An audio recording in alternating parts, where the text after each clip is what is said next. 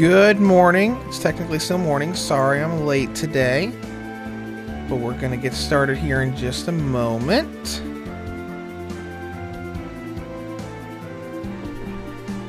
Let me turn the game volume down a little bit. We're not going to be playing Final Fantasy IV today. I just had that up earlier.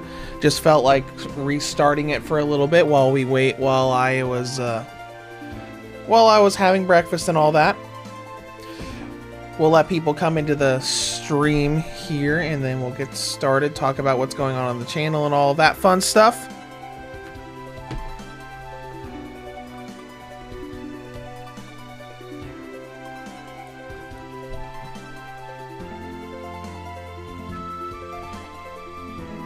Okay, the audio seems to be okay for now, so welcome to the 10th anniversary stream for Reviews to Go and pretty much everything I've done over the past 10 years, because we've only been Reviews to Go for about, what, 7 years? 6 years?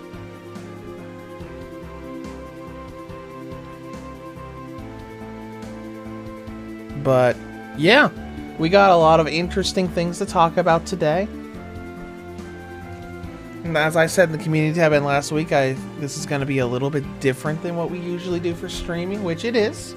We're not actually going to be playing through Final Fantasy IV. We're going to go through something else, which we're going to get into here in just a little bit.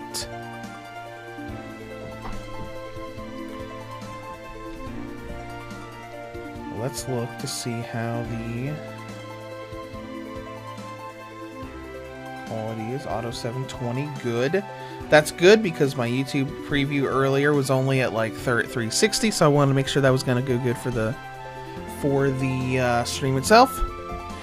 Sarah Centauri, good morning and happy 10th anniversary. Thank you. Good morning to you as well. All right, well, we'll start. We can talk about what's going on the channel, and then we'll get into all of our 10th anniversary stuff, because we got a lot of stuff to announce. I'm also gonna put a video out after the stream is over to talk about the stuff we're doing, because I've got a bunch of stuff this month, because it's November now. It's November now, so I got a bunch of this stuff this month that I'm gonna be doing for the 10th anniversary. On Keyblade, welcome to the stream. So let's go ahead and let's start by talking about what's going on the channel right now. So, the Mario Wonder review went up on Monday. My Metal Gear Solid Master Collection review is almost done. I've got the audio recorded. I've got the script written and all that. I've got like probably half of the clips recorded that I need for it. I've got like 27 videos recorded for it right now. So I'll finish that up tonight, and that's going to go up on a Friday. But starting next week, we're going to be doing something a little bit different, because we don't have many big Switch releases this month outside of Hogwarts Legacy. So it is a good time to be able to do something for the entire month for our 10th anniversary.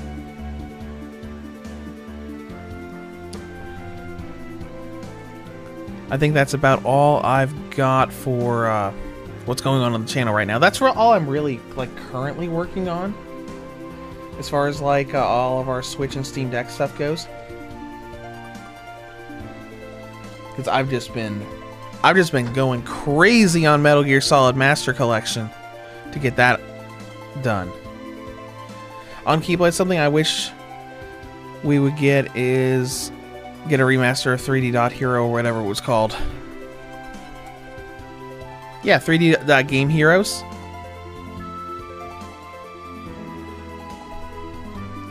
But let's get started on our 10th anniversary stuff. So, we haven't been doing Switch content for 10 years, obviously. I started doing reviews about 10 years ago on GameFAQs.com and the Vita Lounge forum, before a bunch of drama happened on the Vita Lounge forum, but we won't need to talk about that. But yeah, I remember I made a review of the Vita version of The Amazing Spider-Man just for fun. And then, I got a lot of good feedback from it, made a blog, started doing reviews for a hobby, eventually made a YouTube channel. And as I got more feedback, I just kept going until we're here today. We've got like 28,000 subscribers on YouTube and almost 15 million views. And because it's the 10-year anniversary, like I've done anniversary stuff before, or wanted to, but 10 years is a big important one. So I decided, you know what, we should look back at pretty much everything we've done in the past 10 years. And speaking of that, by the way, we're streaming today on the PlayStation Vita TV, not the Nintendo Switch. Let me see if I can turn the background music on this thing. I thought about doing this a while ago because I lost a bunch of my recording equipment that I used on the PlayStation TV in the past, and I went to Amazon, rebought a new HDMI splitter, new power cord, new all this stuff, so we could stream the PS Vita today. And that's also tied to what we're going to do for the 10th anniversary. So today we're going to dive into one of my favorite PS Vita games. It's not exclusive to the Vita, because as you can see, we got a bunch of Vita games here. We got PSP games, we got Sword Art Online, Hatsune Miku, the Borderlands 2 Vita port, which is still pretty decently okay for what it is.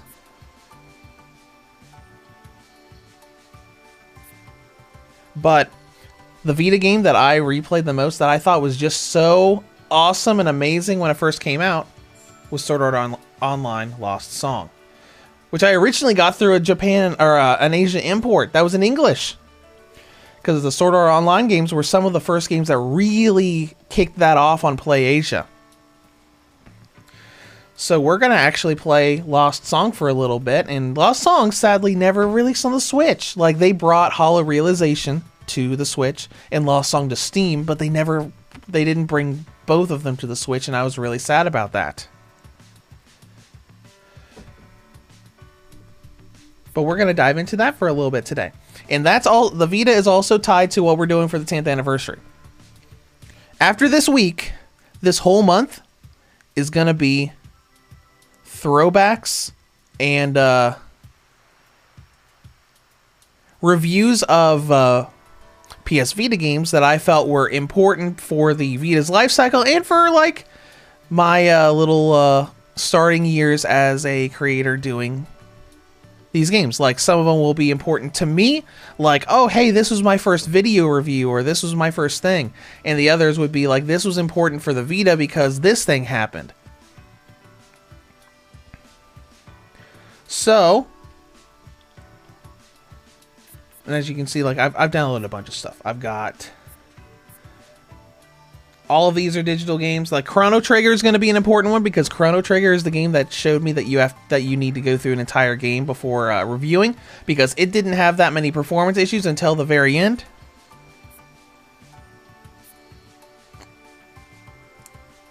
And like Resident Evil 2, this is the DualShock version, so it has the infinite ammo cheat. EDF 2017 portable. That was my first view into Earth Defense Force. But anyways, let's go ahead. I hope this isn't for the cartridge version.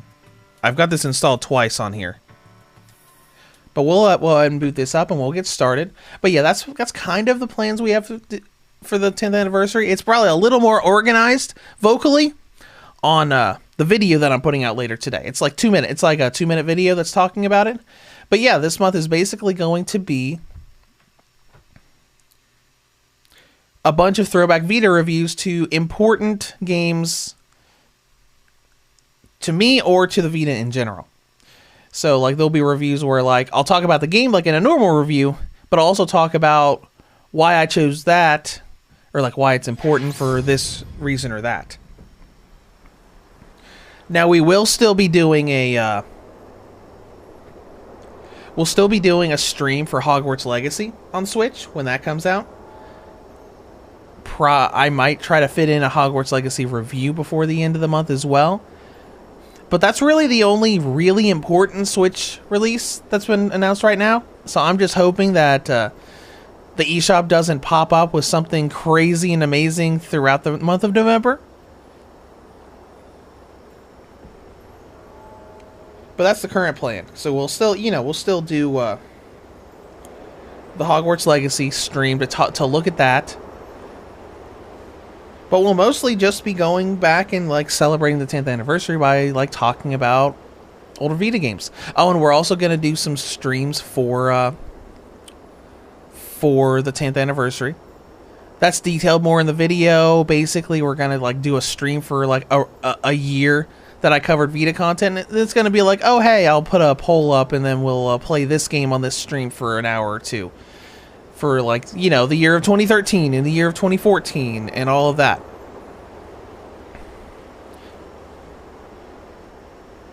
Let's see how the audio sounds, because I don't want this game to... I think it's fine. I just wanted to make sure this game wasn't going to be like super loud or anything. On Keyblade, my first import was the second Bleach game on the PSP. The fries I had occasionally got in imports. That's interesting. I also had a local store that had PSP imports from time to time. I believe the second PSP Naruto game. The one that was centered around that tower that you had to climb. A local store, just like a local grocery store in my hometown, just randomly had that in there. The Japanese version, I think the English version was out at the time. But it was just there. It was just there. So I bought it and I played through it because, I mean, it's a fighting game. I mean, I didn't understand any of the story, but at that point, I hadn't watched much of Naruto in the first place. Because I watched the original anime up to the Haku stuff. And that was it. I didn't actually experience the rest of Naruto until the Shippuden games came out.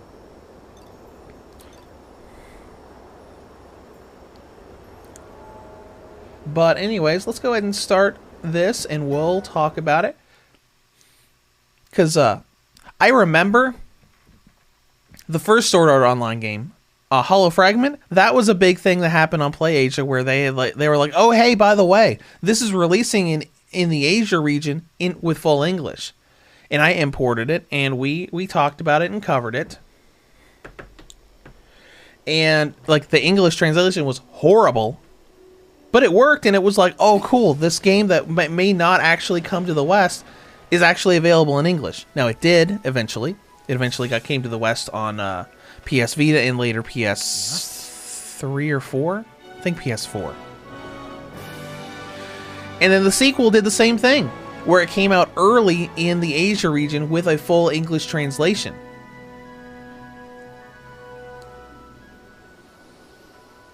And we have this nice little intro. This looks good. This still looks good, even though this is the Vita version. You can see a little bit of rough edges around their models in this special like CG FMV thing.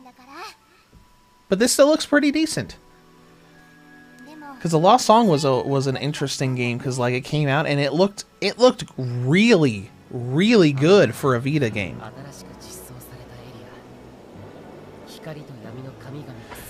I remember my original content that I made for these games too, because those were a big thing that got me a lot of attention early on when I was you know, VitaReviews.net, PS Vita Reviews. I think the original name I put was PS Vita Review Network, because those videos blew up just because like I had horrible, awful mic quality back then. But a lot of people were interested in it because it was early. It was this. They wanted to look at this stuff and how it looked, especially with the English import stuff, because it's like, okay, how does the translation look? especially after Hollow Fragment happened, because Hollow Fragment's Asia translation was pretty garbage. It was just garbage. I didn't actually do a video review of Hollow Fragment, but I put a gameplay video up that's sitting at 13,000 views. It did pretty well, and my Lost Song review took off at 12,000. It did really well. Now, I say that, and then I immediately look at the Excel World versus Sword Art Online review that did 50,000 views. That was a game that came out later.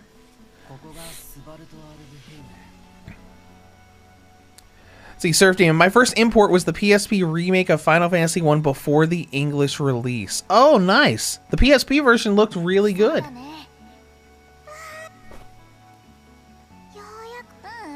Alright, now we're going to get through this. We're just going to skip these initial cutscenes. I don't need to review how to play this game. But, like, I played this game so much on the Vita. I don't know why, but I just really, really loved this game.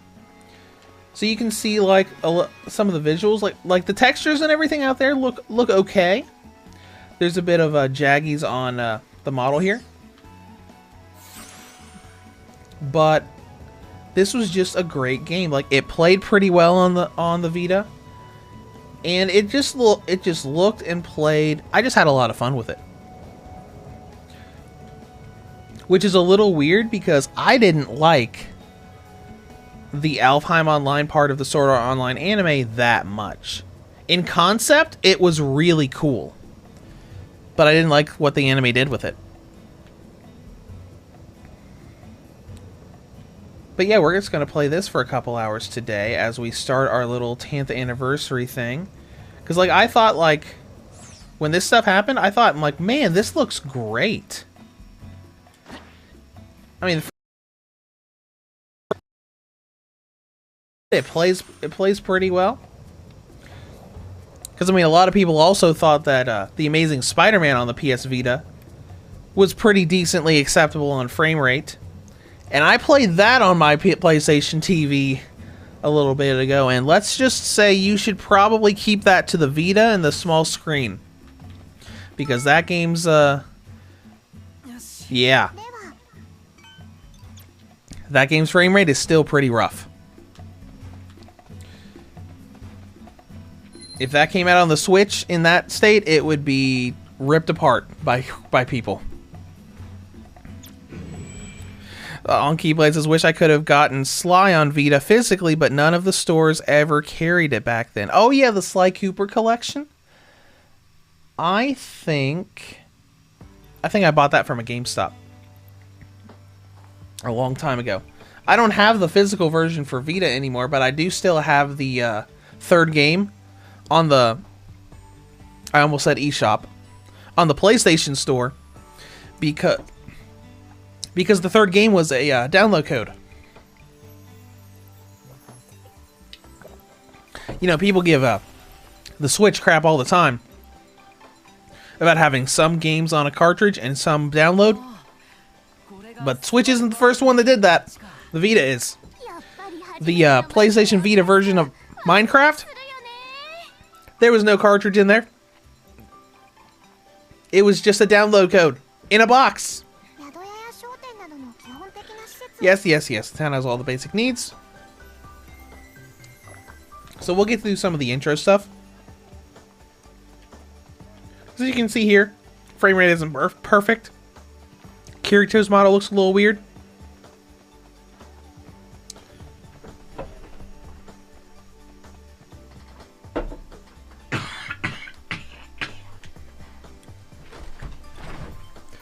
Sorry about that.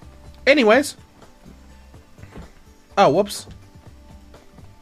So if you didn't know, the PlayStation TV can use touch controls by using the L3 and R3. See, I hit R3, and this is for the rear touch screen, and this is for the front touch screen. Anyways, let's get started with this. We'll get the character creation and all that fun stuff. Which is it's a shame that the Excel World versus Sword Art Online game didn't look very good on the Vita. Like, it was okay. It played fine, but it looked a little rough at times. Otherwise, I probably would have played and replayed that a lot more. But it was rough on frame rate, and it was rough visually. They added a lot of stuff there that either the Vita couldn't handle much of, or that they just didn't spend enough time optimizing for. But this game is plenty optimized.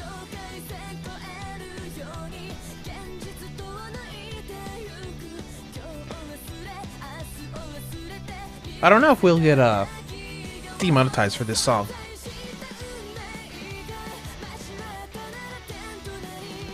But I remember this was one of those games where, like, when you go through games, or like a console generation, there are these games that are just like, you know what, I want to go back and replay that. Where just every once in a while you want to go back and replay stuff, because for a lot of people that game is stuff like Skyrim. Some people do that with Breath of the Wild on the Switch. I used to do that with the old PS1 Final Fantasy games. But this is one of those Vita games that I was just like, I just want to go back and restart this and play through it again, because I really liked it. Because as much as I didn't really like what they did with the Alfheim Online section of the SAO anime, conceptually I thought it was really cool for like an MMO where everybody has wings and can fly around. And I think that this game ended up being a lot of fun with that, doing a lot of fun with that concept. On Kiba, I think one of my first ecchi like games was Conception 2. I remember Conception 2. Oh, I remember Conception 2.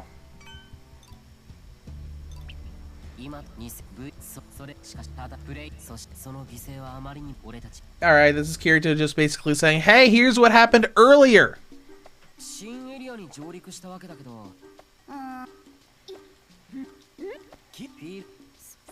The story here isn't like super great. It's like, oh yeah, Kirito's harem is already formed here and there on this island. They want to do quests. So let's go forward a little bit, because we can do character creation here. We can edit our party.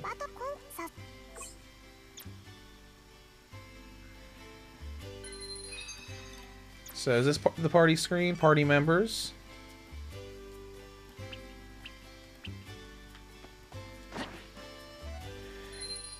Edit party.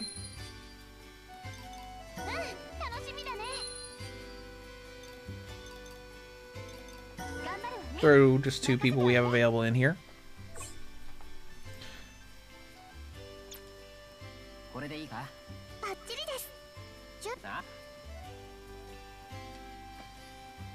Alright, now let's go through some tutorial stuff, because we'll eventually be able to create our own custom character.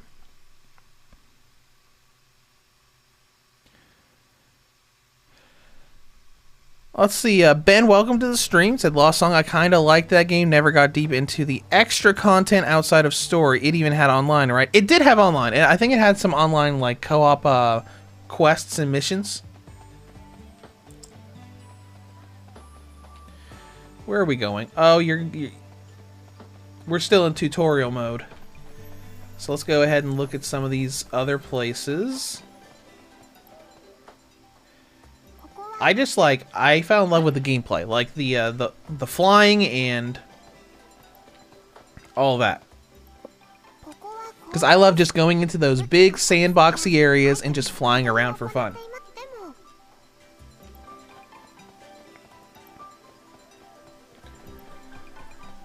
Which is odd, because like right now, like walking around this place like normal is just seems a little bit weird when you can go out to the field and just like spread your wings and fly around like crazy. Because I liked Hollow Fragment when that came out, and Hollow Realization, but all these flying mechanics just was like, this is so much fun. That's why I liked when they made Excel World versus Sword Art Online, despite the fact that it wasn't nearly as well optimized as this game is, it was still fun. Camera, I'm just trying to look at this girl. I think this is one of the custom characters you can make. Pretty sure you can make a character that looks exactly like her. Once we get to custom characters, because there's not like a huge amount of customization you can do here, but there's like a bunch of neat looking presets.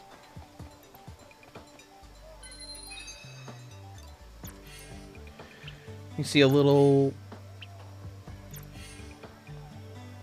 You can look at side quests and extra quests. We'll see what it'll let us leave.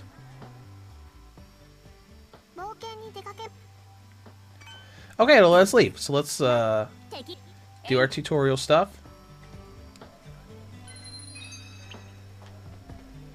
And I believe we can swap characters once we get out to the field. On Keyblade, could never get into the SAO series after the first arc, especially that FPS one where it had the one crazy girl. Yeah, I haven't really been big on much of after the first arc of Sword Art Online. Like, I think the concept of the second arc was good, but I didn't like how they turned the whole thing into just, hey, Asuna's kidnapped and by this creepy stalker guy, and your entire trip is just trying to rescue her. Wasn't really a fan of that. Alright, let's see. How do I switch characters? Not commands.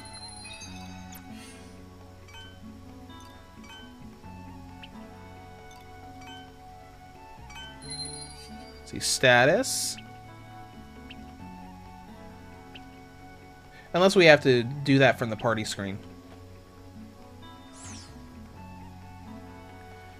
Anyways, what are we doing here? So like you see, the frame rate isn't perfect, but you know, from the perspective of the Switch, this would probably be like, oh, this is okay. But for the Vita, this was like, oh my gosh, this is pretty good.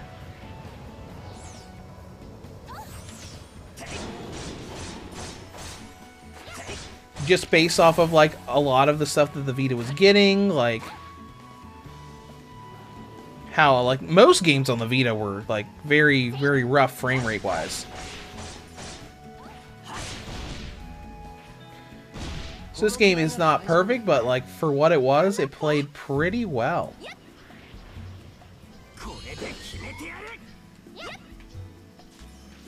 And I keep accidentally hitting L3 and R3 expecting them to do something, forgetting that the Vita didn't have those buttons.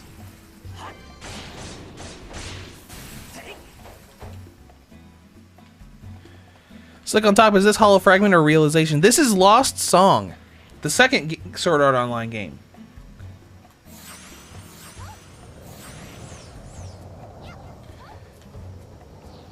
Alright, well, let's go ahead and fly off into wherever it wants us to go. This dungeon, looks like.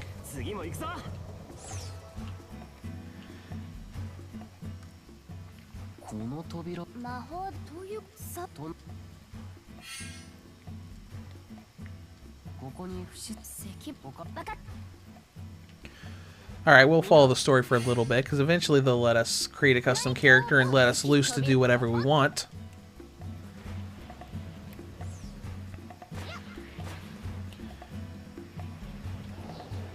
Save. Haven't seen it yet. Got to rewatch the previous seasons because it's been years.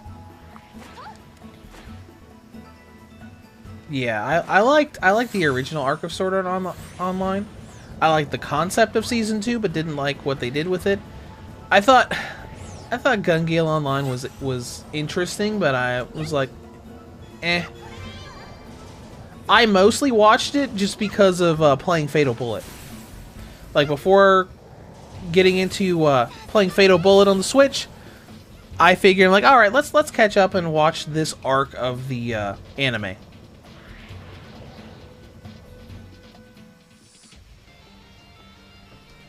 Another big thing about this game is just like the size of these areas is something you didn't see often in a Vita game. And as Slick on Top said, most devs didn't tap into even 50% of the Vita's power. Because like at the start, some devs tried a little bit, But like after Sony started not doing much with it, a lot of people started not doing much with it.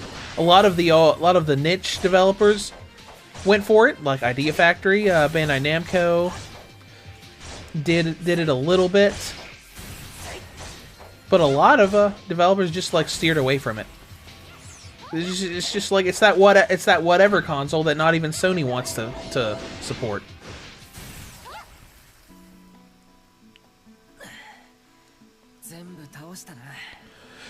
Ankiba, was it this game that had the dash glitch where you could phase through locked doors if you dashed while into it? I don't remember. Okay, and we're done.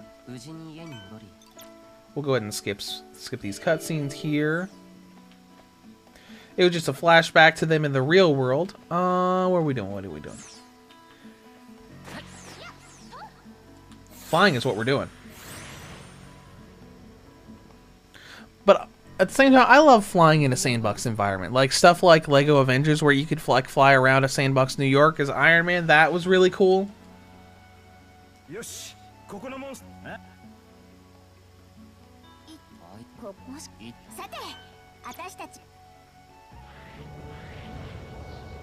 Alright, what are we doing here?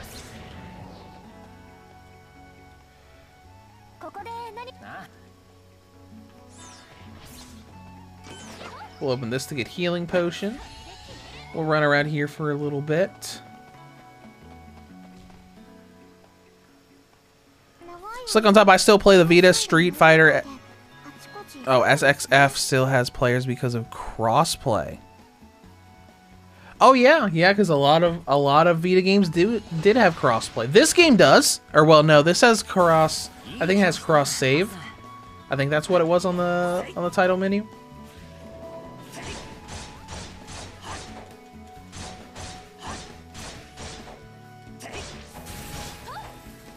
So this was also one of those interesting games because, like, when Sword Art Online Hollow Fragment came out, you can only play as Kirito, and that's it.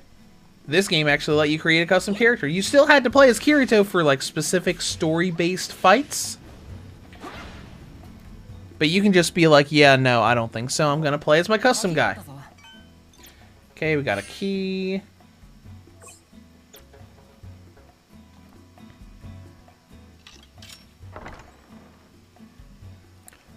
A lot of Vita games had crossplay, and they had cross buy. Is that what it was called? Was it called cross buy?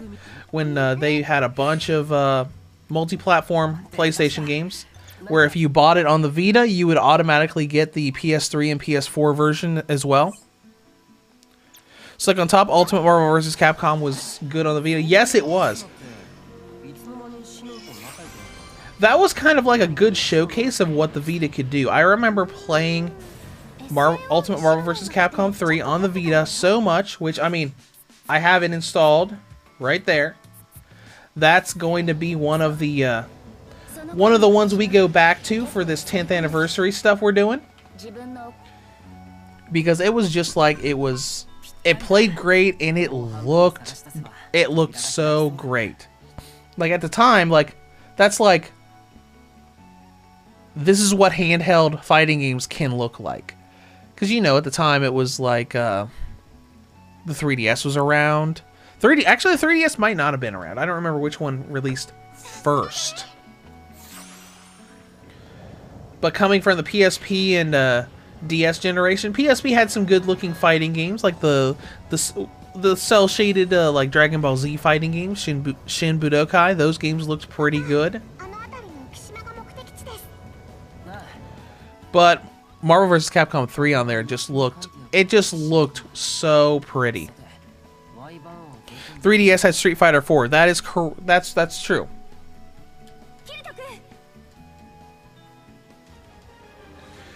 Street Fighter 4, I think it was like Super Street Fighter 4 3D or something like that. Dead or Alive 5 was great. Yep, that I still have a cartridge copy of that for the Vita. Dead or Alive 5 Plus. I think that's the one that had that weird first-person mode too, like where you could like hold your system up vertically to like fight a character that way.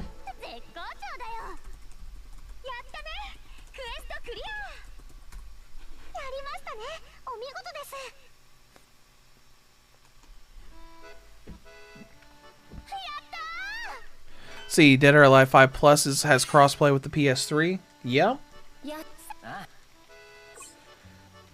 The Vita did a lot of interesting things. Alright, now let's go back to where we're going again.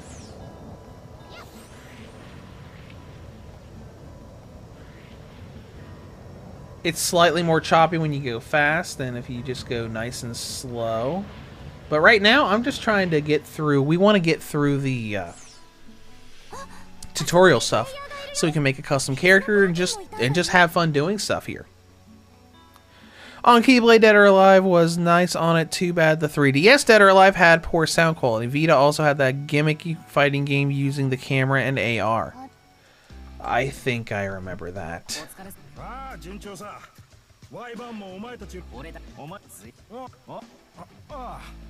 Yeah, Vita had a lot of interesting, just a lot of interesting things that you could do on it. And then, of course, it had all of those watered-down Lego games as well, which was an unfortunate chapter in those developers when they wanted to make the handheld versions like mobile games, sort of. And then they eventually decided, you know what, maybe this was a bad idea. Let's just go back to what we did before. Virtua Tennis 4 was another game that was good. Had PS3 level visuals. Yeah, like if people wanted to, they could make great games on the Vita. A lot of people just didn't. Because, I mean, if the Switch wasn't so well supported, that might have happened with the Switch too. If Switch had done the same thing that Sony did. Like, maybe, like, what if the Switch came out and Nintendo also made a home console and they just focused on the home console? Nintendo would never do that because of how they are with handhelds, but still. Do we have a lock on? I guess not. Oh, right, magic.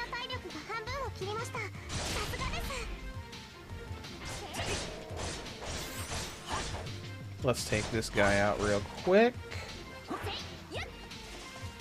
Miss. Alright, there we go.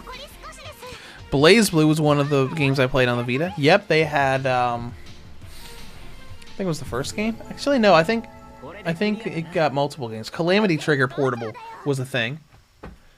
Pretty sure I still have a cartridge of that somewhere. I don't have all of my old Vita cartridges, but I still have most of them.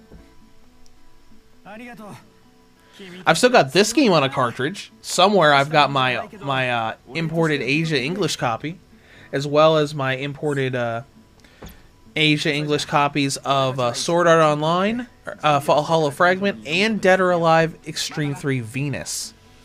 I know I've still got that.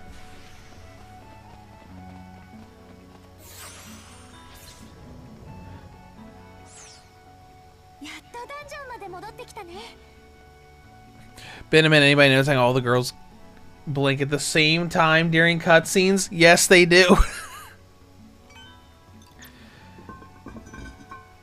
Let's see. Slick on top. So glad I have the Ninja Gaiden games on the Vita. They're great to play on the go. They even added the gore back in Sigma 2 Plus. Let's see. Slick on top. Extreme 3 never came to the States because of the politically correct. Right. There was this big whole stink about all of that.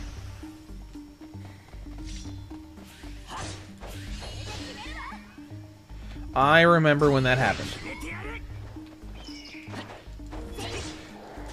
There were a bunch of rumors going around that you know, people would certain groups were like getting all upset about what kind of game it was.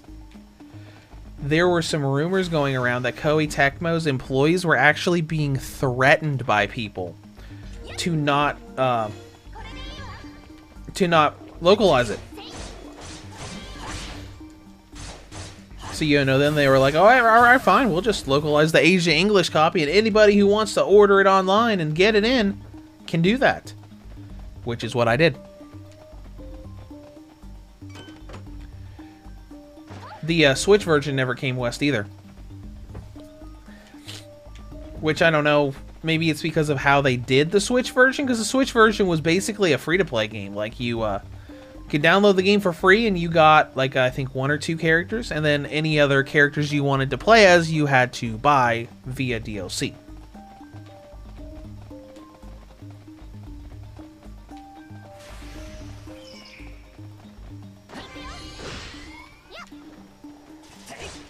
Alright, let's keep going through this dungeon. You know, the dungeon's running a little bit better too, because, you know, smaller areas and all that.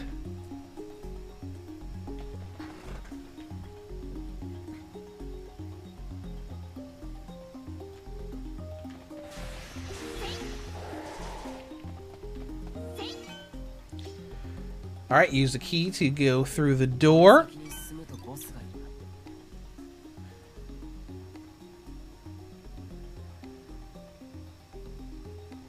On Keyblade, I really want Senran games on the Switch. Yeah, we don't have much. The only ones we have the... we have that little simulator game.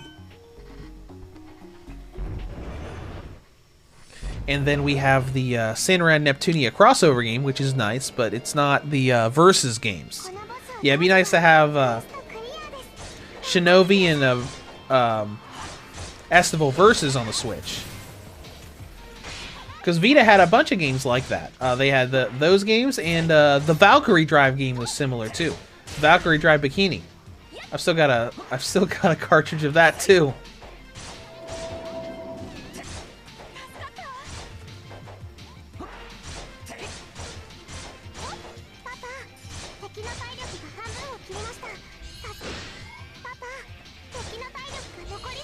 All right, we're almost done here, so we can make our custom character soon and never play as Kirito ever again. No offense to Kirito, but I just find it more interesting when you can play as other characters. Plus, when this came out, we were just coming out of Hollow Fragment, where you weren't allowed to play as other characters.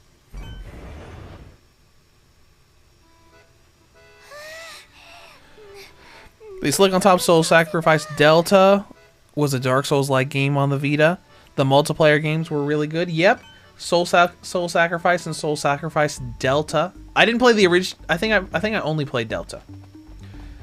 Soul Sacrifice was great because of how it did all of its stuff.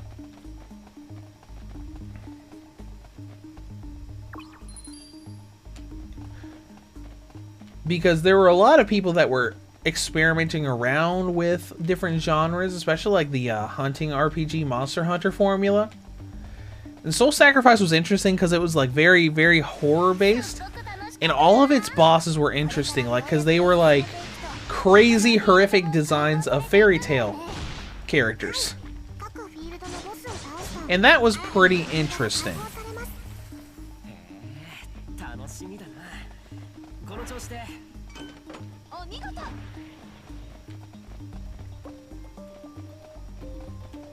Right. You hold R to run. I keep hitting L3 and R3, expecting them to do something.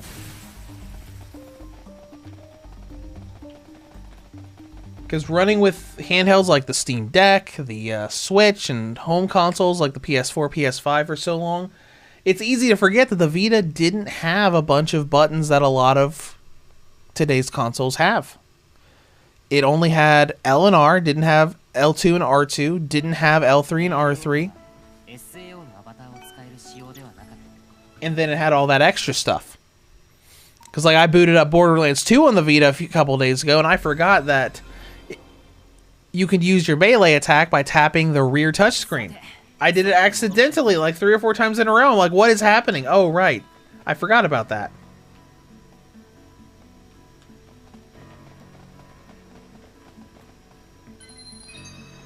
So, are we supposed to go back now?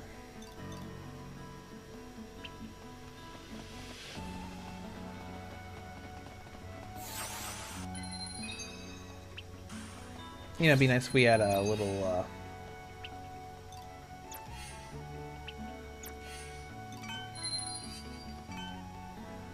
Oh, Okay, never mind, never mind. I'm like, is this our story stuff? No, this is Asuna saying Leafa is cute.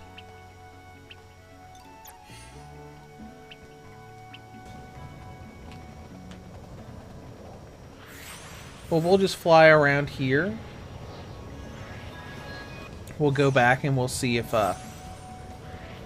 new things happened or if we're not supposed to go back yet. Oh, hey, what's this? Let's grab this real quick.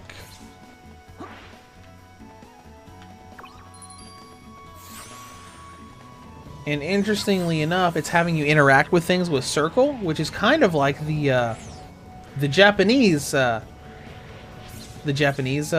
control configuration and what the Switch uses. Because I have an imported PS Vita Slim, and it's a little bit difficult playing games because a lot of games will alter based on what model you have. So, like PlayStation All-Stars Battle Royale, the actually like confirm button, if you used an imported PlayStation Vita, the confirm button would go from X to circle, recognizing it as a foreign or imported system. Even if it's the Western version of the game.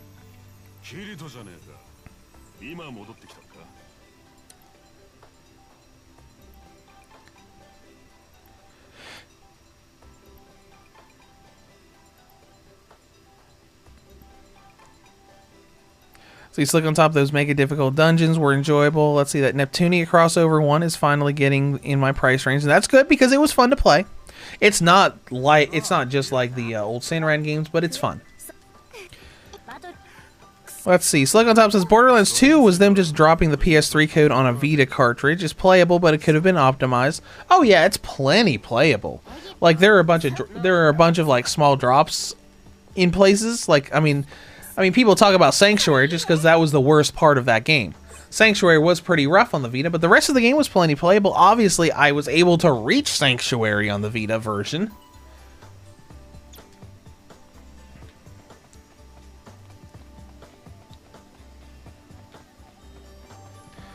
Alright, you want us to see stuff over here? I remember when the Vita version came out, there was a big stink online about it. Because, like, based on today's standards, obviously that kind of Borderlands 2 would not have been very good, especially since we have a Switch version now that plays at a solid 30 FPS all the time. But back then, like, cramming Borderlands 2 onto the Vita, that was still pretty impressive.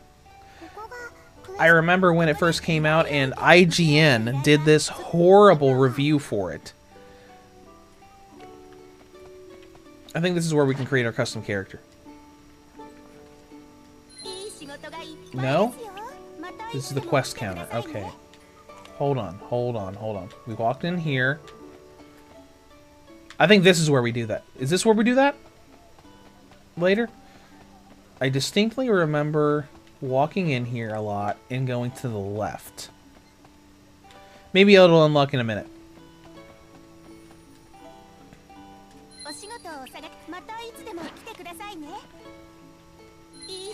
Accept quest. Hunting, stop that blue thing.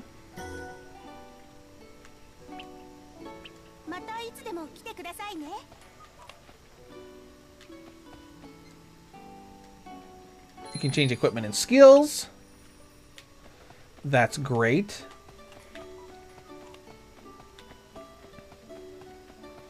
Let's go ahead and leave.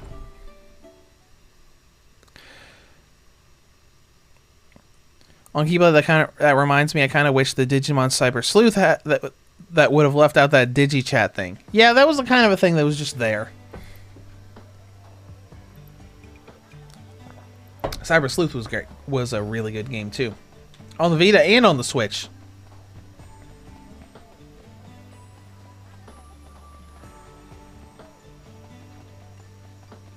All right, there we go. Now we're running.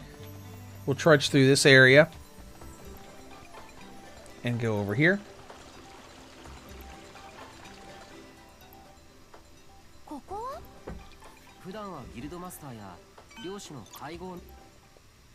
What's this place? It doesn't even matter. Yeah, there's the There's all the different clan members that came in from the second season of the anime.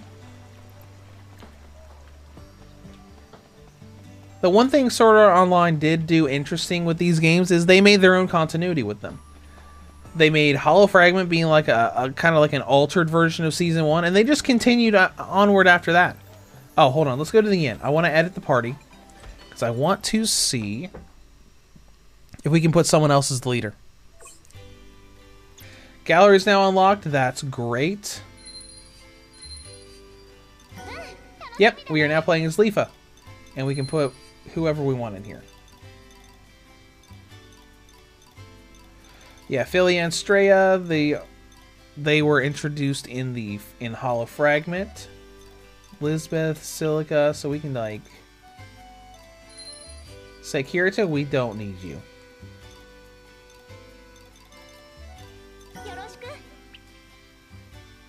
And there we go, now we're playing as Leafa instead of Kirito. That was the big thing at the start, and then later you could create your own custom characters.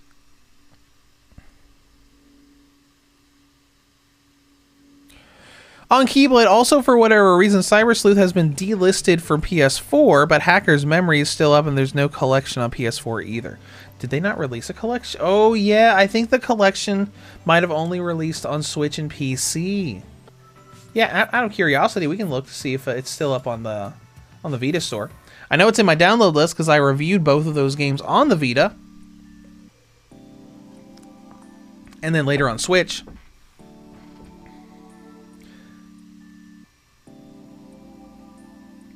Because just unlike PS4 and Switch, the Vita store still works decently well when you got a game running in the background. Nothing. Oh. Oh. Really?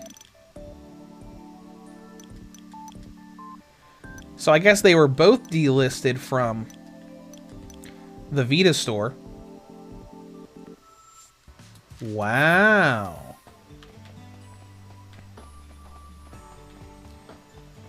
That's interesting. Let's look at this quest again. Alright, let's see. Defeat 30 slime. Oh, yeah, 30 slimes. Okay. I don't think it's that difficult. So let's go do it, and then we'll move on. Inch ever closer to creating our custom character.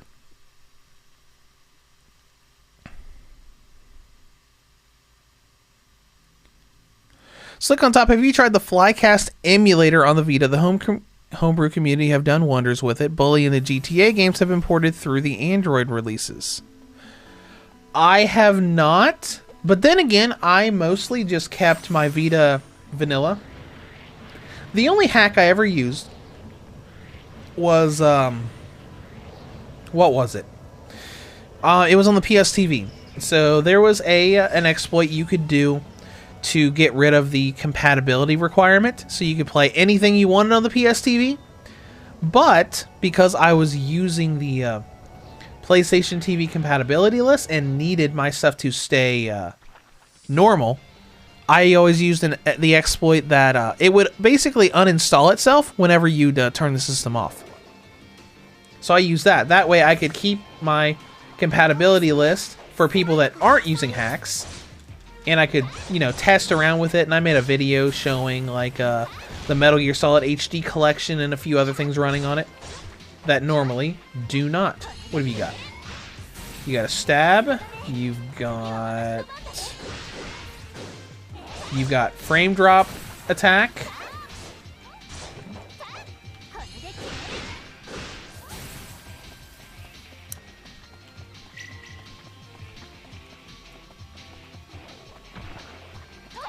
Alright. This is going to take a little bit of time because we got to defeat 30 of these things. On Keyblade, yeah, I can't believe the PS4 still struggles with its own store. It does. I remember, I have a base PS4, not a Pro.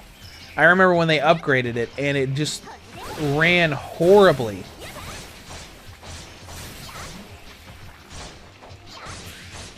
And, you know, even though we're getting a lot of frame drops here, a lot of that was forgiven because you're thinking like, okay, there's a lot of frame drops, but there's like 1, 2, 3, 4, 5, 6, 7, 8, 9, 10, 11, 12, 13, 15 enemies all around us and 3 characters. So like there's a lot going on here. So it's like, you know what? That's still pretty okay. People were more forgiving. People that are not IGN are more forgiving with Vita games. Because IGN reviewed the Borderlands 2 Vita port as if they were reviewing a PlayStation 4 game. And they didn't take into account the fact that it's the Vita and what the Vita could or couldn't do.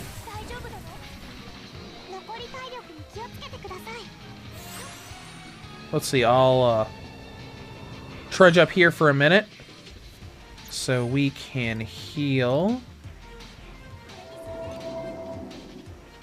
Or so I can be healed by someone else.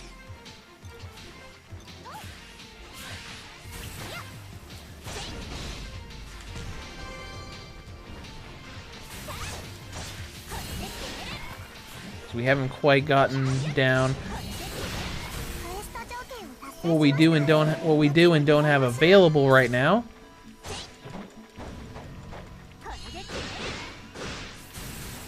Okay.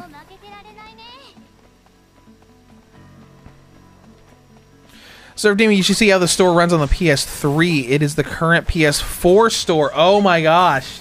I can only imagine. I mean, I still have my PS3.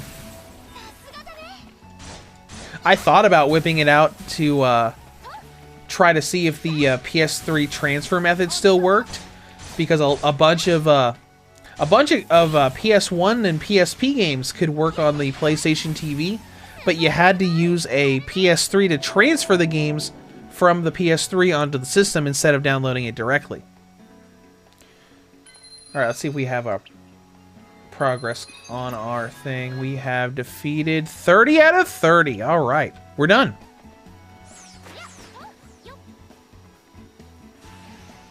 I can only imagine what that is like on the PS3.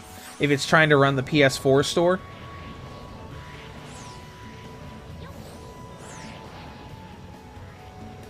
Sony is just kind of, I don't know, sometimes. Sometimes they're just kind of, I don't know. I remember this section right here, like flying around as Leafa. That's what I used for my initial gameplay video showing this game off on the PlayStation TV. Years and years, I think it was like 8 years ago.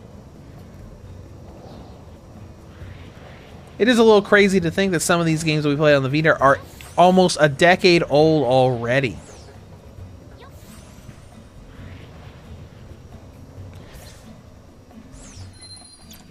And we're done.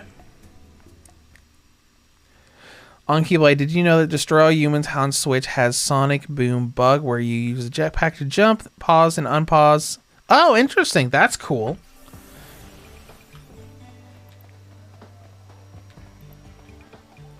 See, Ben, I hacked my Vita but barely used it because I downloaded too many GBA games and couldn't decide what I wanted to play. That is sometimes the issue with emulators. A lot of times you should do it like this, play a specific game. Like, oh, hey, I'd love to play, you know, Pokemon Fire Red again. Or the original Kingdom Hearts Chain of Memories. Your quest is done.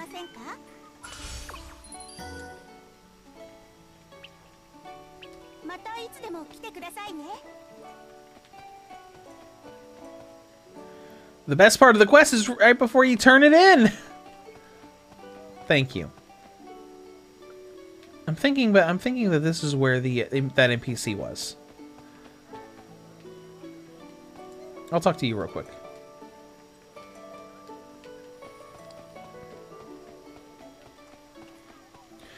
Alright. Now I know this girl right here is a custom character. Because I remember that design.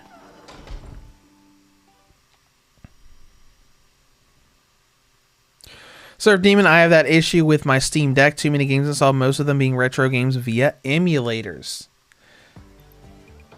Yeah, because I typically just go to emulators when I want to play something specific. rather than, oh my gosh, what all can I download with this now? I've got a PS2 emulator. Let's download all the PS2 games.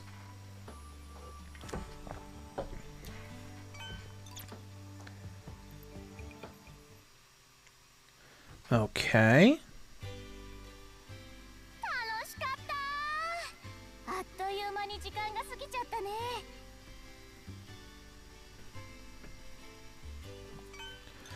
All right, your day is done, which is great.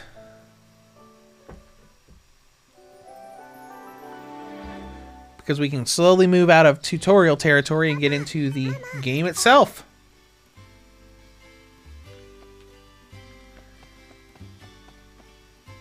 Gallery. All right, the gallery was unlocked so we can look at little CG things like this and this. Zero. I don't remember if this game just defaulted to circle for selecting certain things, or maybe it's because of the. I'm not touching my PlayStation TV because that the power cord's kind of loose in it. But I might be using an imported PlayStation TV as well.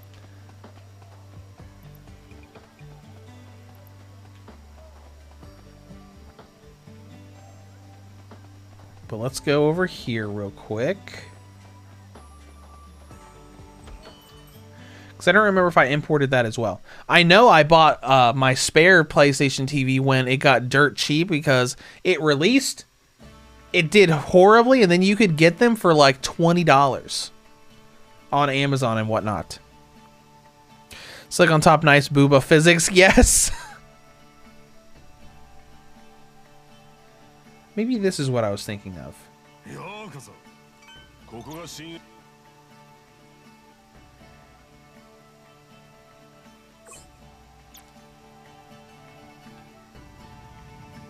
And to the left. No, this is definitely not where we create characters. Alright, let's just walk past this way.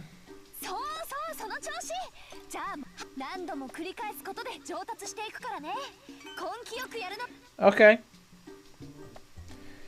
You know, hilariously enough, most of this story I do not care about. Like all of their random let's do little slice of life things and talk about how much we like Kirito. Like, oh, Asano has required the original outfit, as well as Leafa. Can I modify that right now?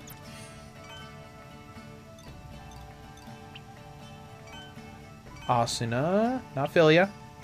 Asuna, equip.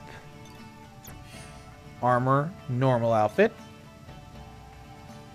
GE collab outfit, swimsuit, original outfit. Let's go ahead and look at Leafa 2. Not party members. And see if that actually changes her model. I think it does.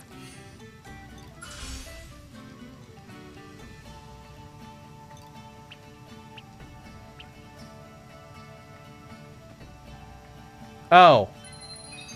Original as in new outfit. Not as in her, like, OG outfit.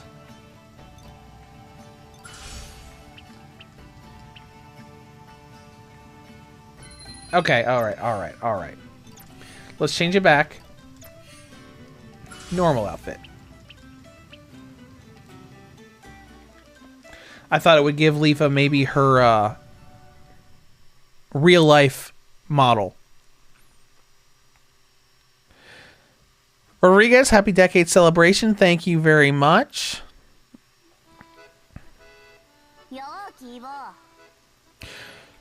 Benji, play Monster Mon Piece next. Ha, that's funny. Oh, Argo. Hi, Argo. Don't care.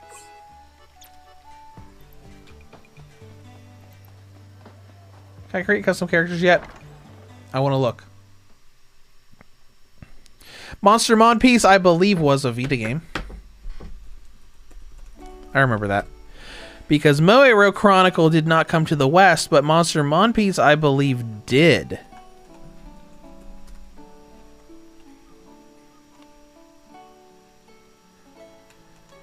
I think that was the one where you had like kind of like the card battling game in it, and you could upgrade cards with the touch minigame.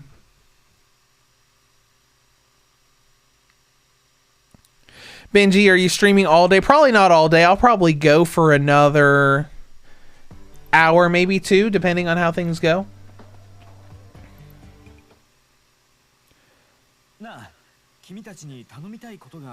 What do you want to talk to me about? Nothing!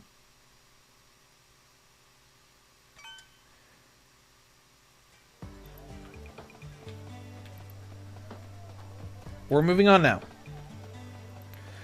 But yeah, I'm probably just going to be streaming for, like, you know,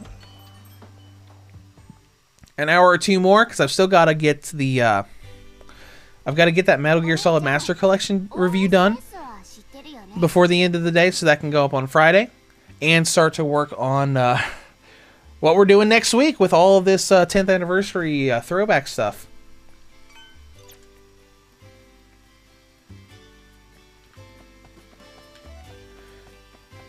What's the oh, save. Do I want to save my data?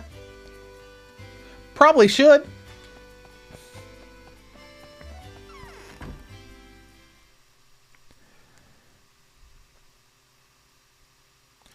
Let's look on top. The visuals aren't too bad. They just needed a higher.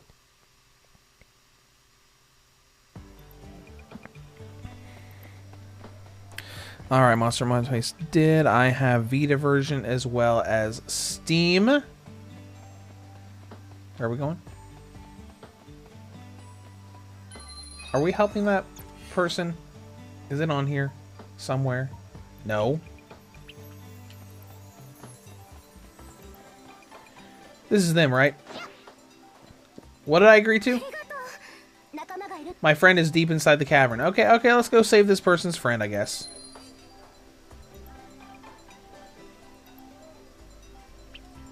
Hold on. We can modify skills in here, right? I want to see if Leafa has other skills that she can equip. Skills. Magic special. Okay. I guess we're fine. Want to make sure she had magic equipped.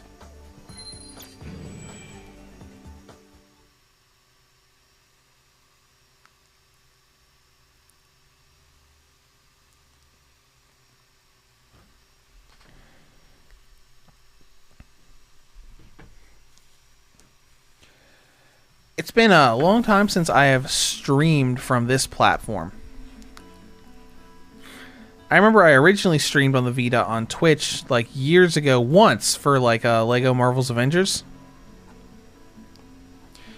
But we've just been doing Switch reviews for Switch streams for years. The last time I streamed the Vita, or well, the PlayStation TV, it was a long time ago. 6 years ago, Toukiden 2, I did for the for that game's post game. All right, let's go. Let's go places, and I'm just gonna go nice and slow here because this is nice. I like just being able to like go out into these areas, start flying, and just like have a nice little casual, like calm little fly. Just like looking at this game, and I'm like, it's like, you know what? This game looks great, and I am sure that it's even better on the Steam Deck with the Steam version. Okay, Surf Doom, did you see that Spirit Hunter Deathmark 2 is coming out in February? I have not seen that yet.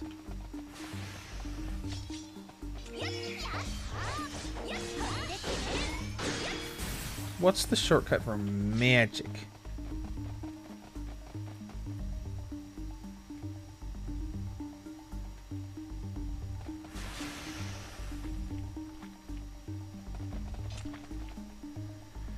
Guarding.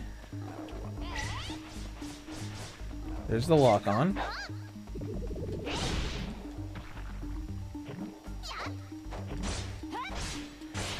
Right. We have, and we also have the light and heavy attacks.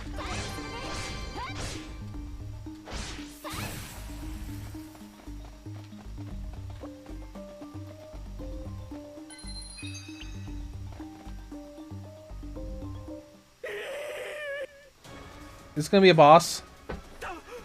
Oh, no, it's not. It's not. It's just regular enemies.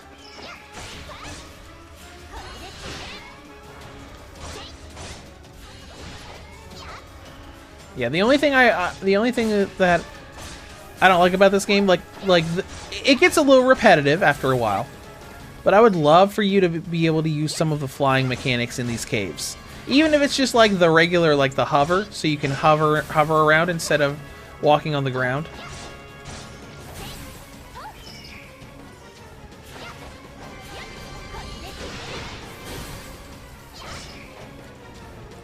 You know, that's kind of one of those things. It's like, oh hey, I really like this game, but you know, there are certain things it could do to improve and be a little bit better.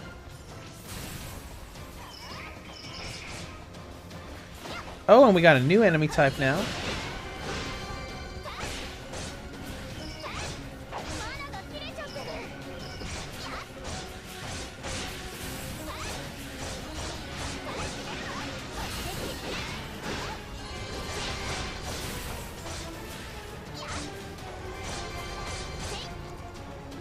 You know, even if the game was just like this the whole time, where like you couldn't create your own custom character, it would still be a pretty good game. But I think the custom character element just kind of like made it a lot better. And wave 3. What did this guy run into here?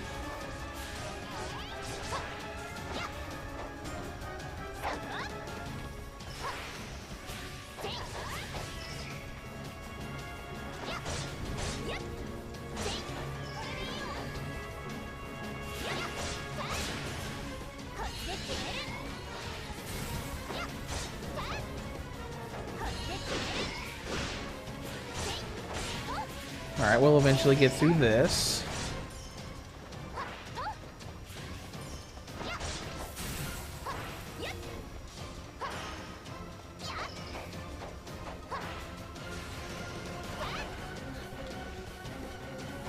Alright, it'd be a lot easier if we could use magic.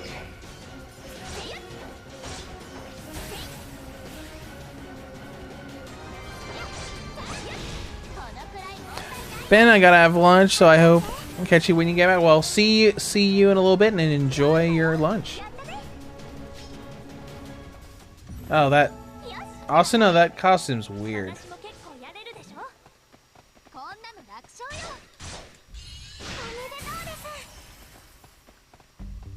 There we go.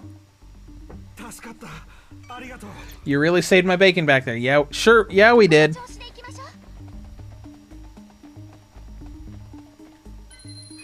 Hey, Asuna, let's have you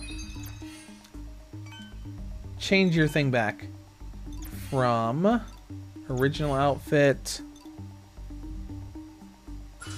GE, I wonder if that means God Eater. I bet it does. 100%. I wonder if Leafa has one. Nope. Just got the normal outfit, the new outfit, school uniform, swimsuit, and bath towel.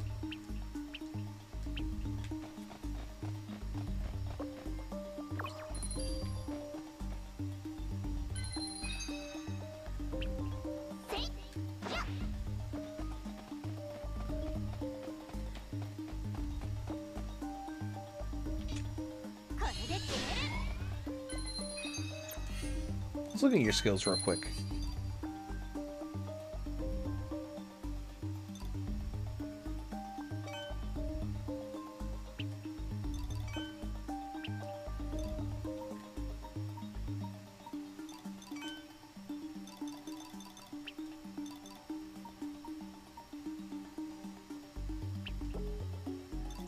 Okay.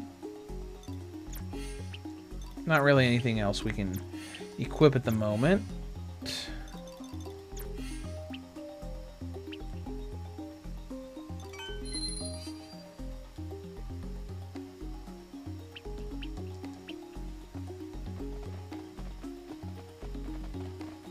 Alright, I guess we'll just go ahead and leave.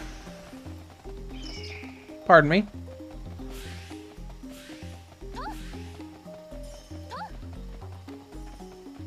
That's not the exit, but I'll take it.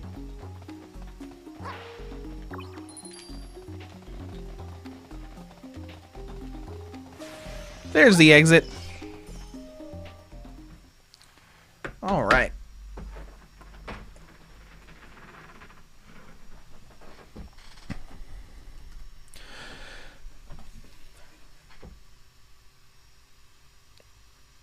Oh, Ys 10 has its demo available now in Japan. That's fun.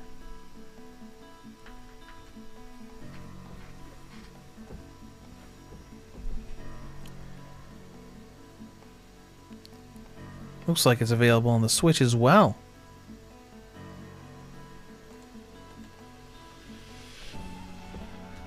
Let me take a look real quick. I think this is the search for demos.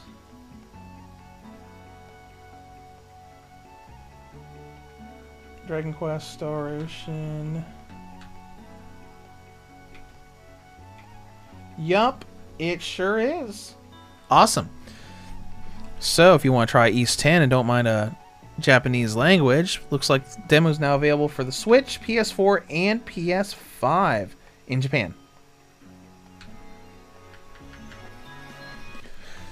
Hopefully that doesn't screw up my stream stuff with that downloading on my Switch while we're doing this.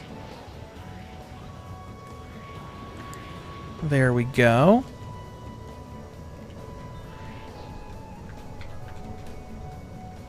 21 minutes looks like that. Then that means the demo might be decently sized.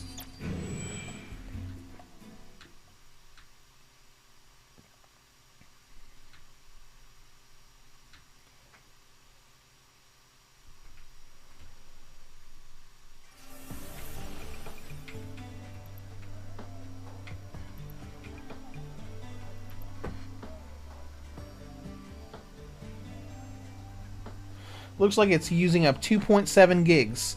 A 2.7 gigabyte demo. How about that?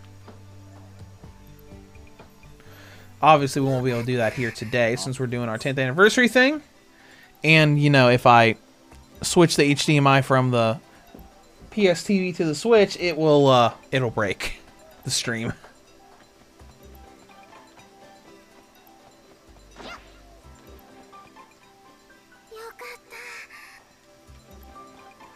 I'm sorry for the trouble. You better be sorry. I'm just kidding. Alright, I don't see any waypoints right now, so let's go ahead and go in here.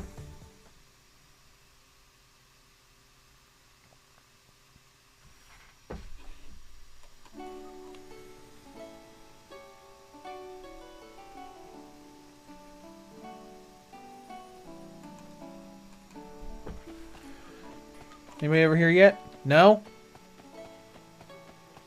Well, you're no fun. Let's see, Horrendous Blue Blob is what we did already.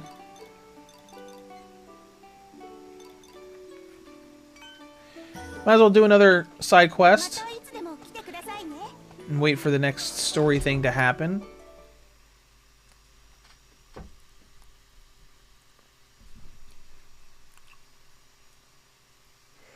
And while we're doing that, hope everybody had a good Halloween. I didn't really do anything for it, but I did eventually get to watch the Five Nights at Freddy's movie. Not in theaters, because I work late and theaters are never open with showings after I get off work, unfortunately. Oh, hey, there's story stuff. Seven is so amazing. I can't believe she came up with such fantastic songs while graduating top of her class at MIT. Right, because Seven's one of the big characters in this game.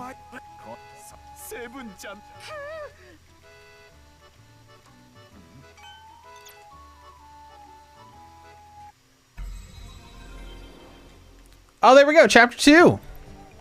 Served Demon the other day. I did make a Japanese PSN account because I ordered the Japan-only Mobile Suit Gundam Unicorn PS3 game made from Software back in 2012, but gameplay looked very Armored Core 6.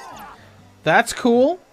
Oh, there's Seven right there with blue hair guy behind her that we end up fighting later on in the story.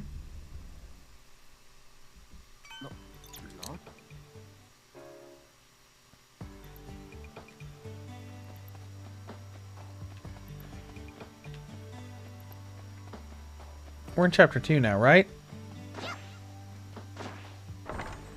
Wonder if it'll let us do this now. Probably not, but we'll check.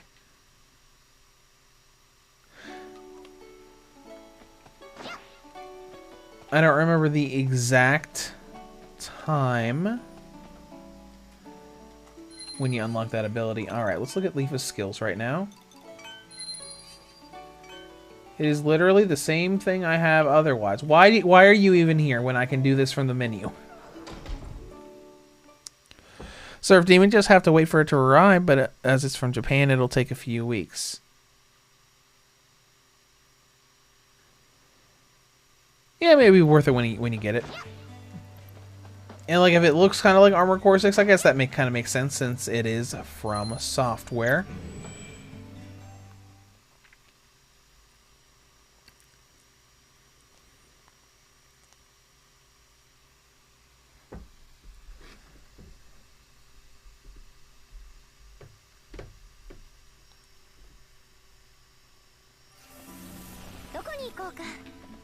So what are we doing?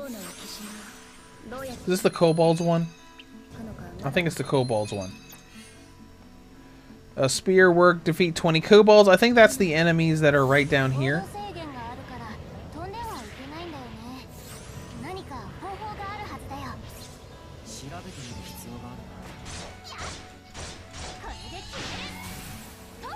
There we go. 1 down to 19 to go.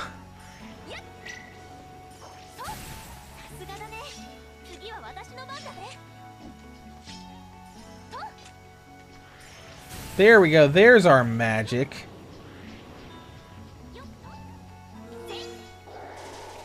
Yeah. Because that's the big thing about this game. Because, like, the Alfheim Online stuff introduced magic.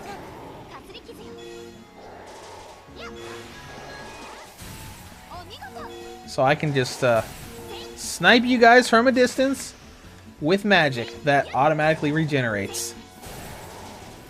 I just had to remember how to trigger the magic skills.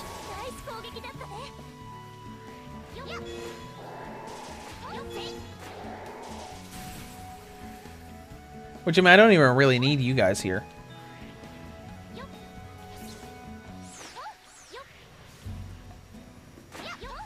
These guys respawn, don't they? There we go. Yeah, why are you guys even here? I don't need you. Worst case scenario, I'd probably have better performance without you here.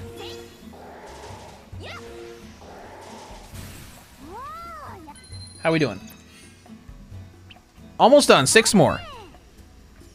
Serving about 11 years before Armored Core 6. That's why I was surprised to see it looked like that game. Yeah. That is interesting. Maybe they took inspiration from their previous work to make Armored Core 6. Maybe like in the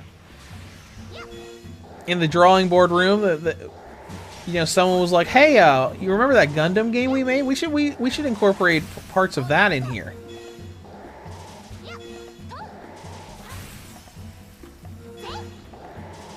Oh, much better. And, you know, this is a little bit better on performance too, where you just kind of, you're not all up in there doing the sword slashes and everything. And we're done. Where's the exit at? There we go. Might come back by myself next time to see if performance improves. Man, look at that! Look at that! Look at the accurate shadow underneath Leafa. I mean, there are some Switch games that don't have accurate shadows like that for the sake of performance.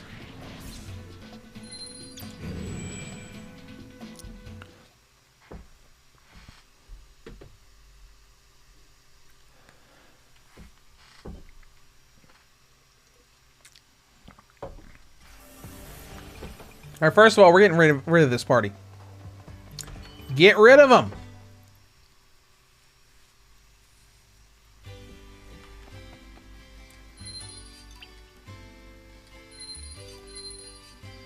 Remove And remove. I might regret that because I'm still early in the game, but still.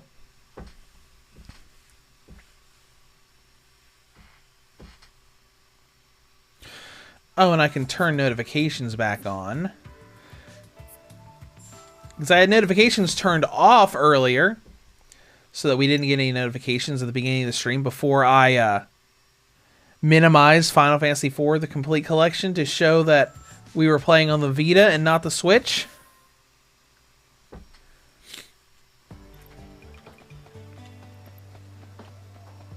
Alright, let's go turn our mission in.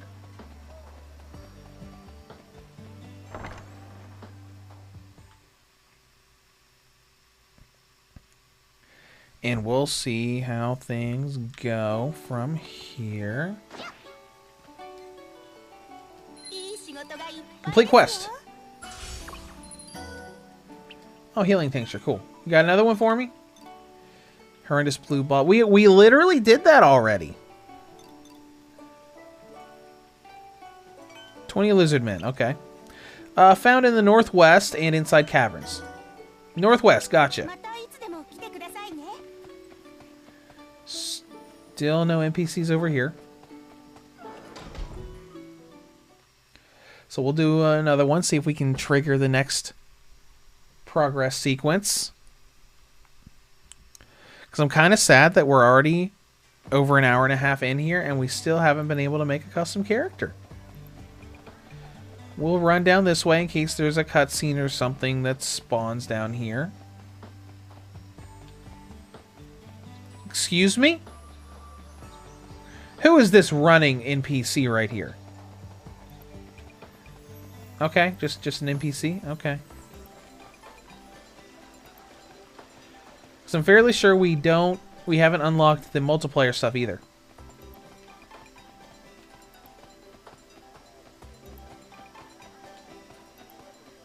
Let's go ahead and look at here, because we didn't really do anything here before.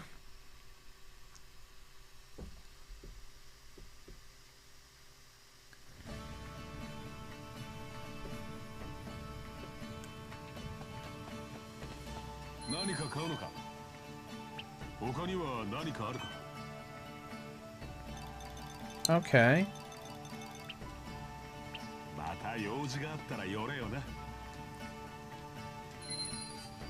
Another one of your... Hey, you can change equipment and skills here. People.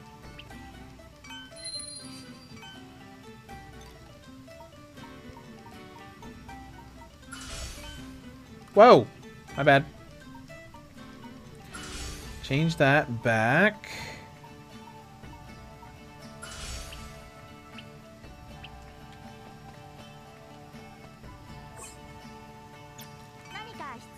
Oh yeah, identify weapon. I do have Seeker Sword, Wizen, and Berry Club. We'll see if there's anything we can equip on Leafa real quick.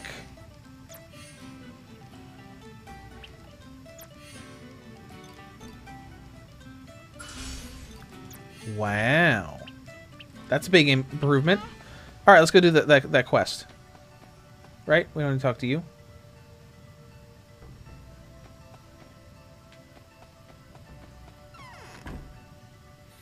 Alright, Solid Python, happy 10th year anniversary. I was free to watch your reviews and streams. Well, welcome to the stream and thank you.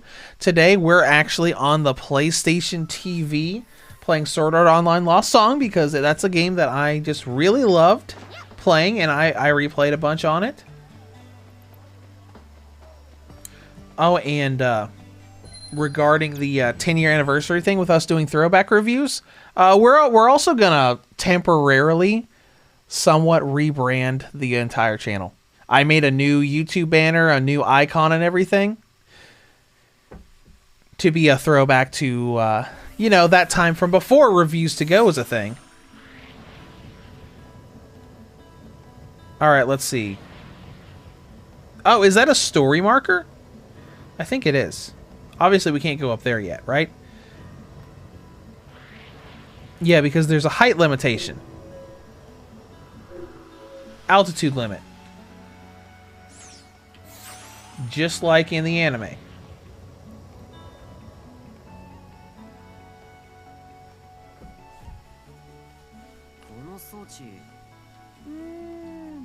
Looks pretty important. Oh, I know what that is. Oh, hi. What do you want? It's Shamrock.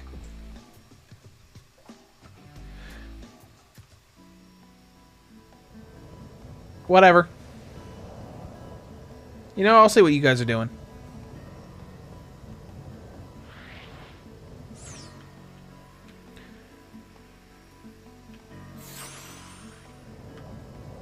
Or randomly just snipe this guy down here. And move on.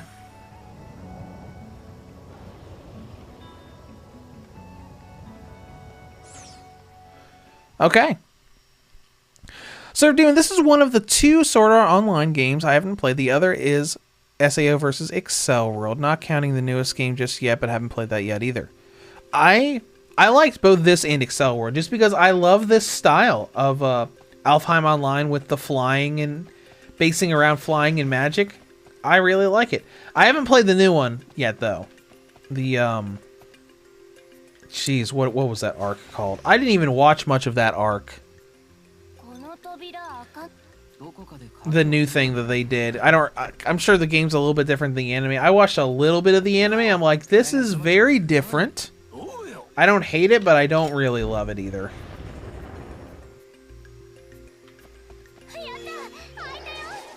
Hey, how's it going?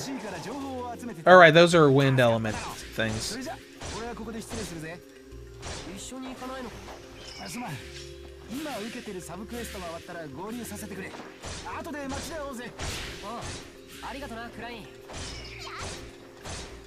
Right, these guys are wind elements, so wind magic's not going to do much to them. I think once we get farther into the game, we'll have access to... Are her attacks slower? I feel like they're a little slower.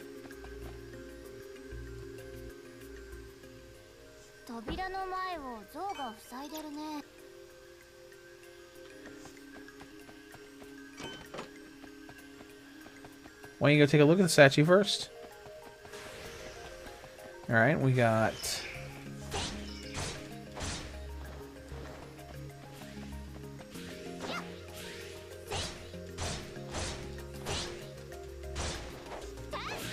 Alright. This is a katana. No, that's why it's different, because we're using a katana instead of a one-handed sword.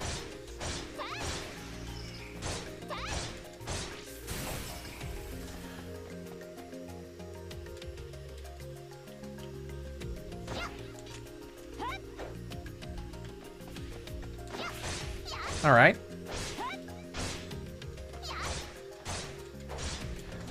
I mean, we're still doing fine, all things considered, with us being by ourselves. Wesley90, are you playing through Star Ocean 2 tomorrow? Probably not. I'm still waiting to see if Square Enix is going to send me a review code for that. Also, thank you for the happy anniversary. If Square Enix sends me a review code, I might do something for Star Ocean 2. I do really like that game. But as of right now, we're starting our big 10th anniversary stuff. So outside of Hogwarts Legacy, a lot of the content this month is going to be throwback stuff. Followed by a mechanism. Oh, the mechanism we just walked on. Okay. Let's switch Leafa back to her previous weapon, maybe? Seeker Sword. There we go.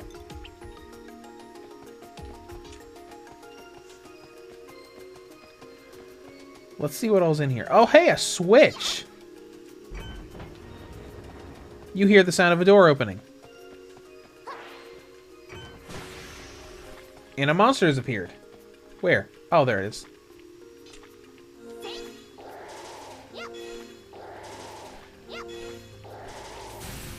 Okay. That's great. Does this also have a monster appear? Yep. So I guess we chose the right one the first time.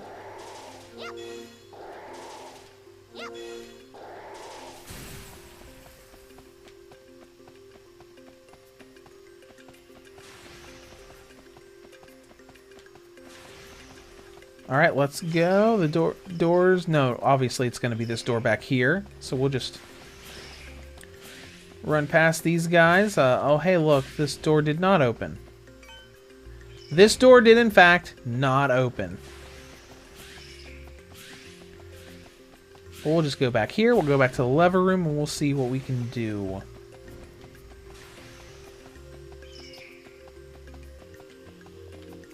Obviously, there are more levers in here. Monsters appeared. The statue moves. The door closes. You found a treasure chest? There's still only 2 of you in here. We'll get rid of these monsters real quick.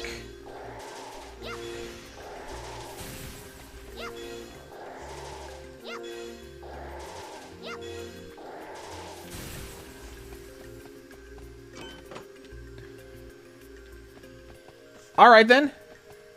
Oh, that door closes.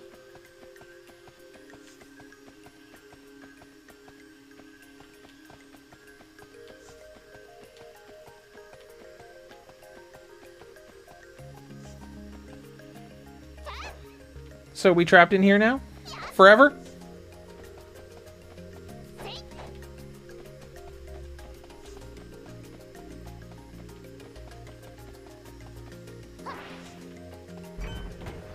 Not forever. Alright. Happy anniversary. Love your reviews from Argentina. Well, thank you and welcome to the stream. We're just having fun in some throwback stuff today. We're actually playing on the PlayStation Vita TV, or PlayStation TV, depending on what name you prefer. That door's still closed. Oh, maybe this key will open it, though.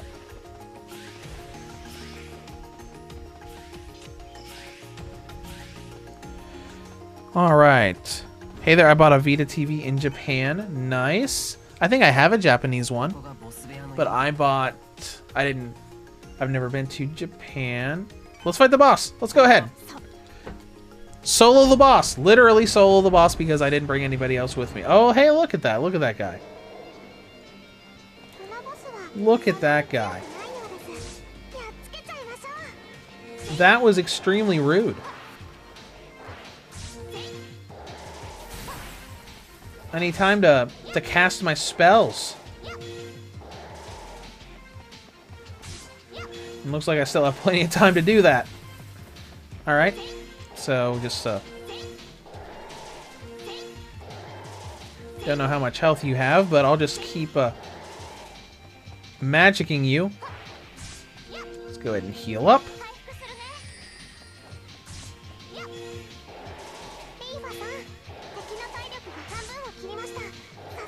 Ooh, Wind Cutter skill, reach level 40.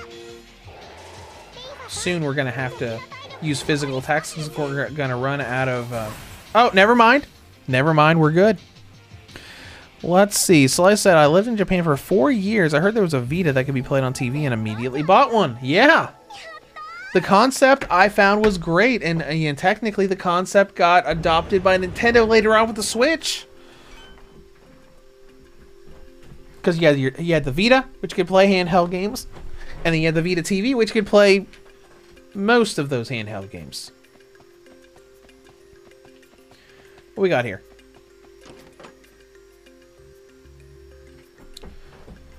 We have a cutscene. But the Vita TV was great because that was a way for me to do video content with Vita games.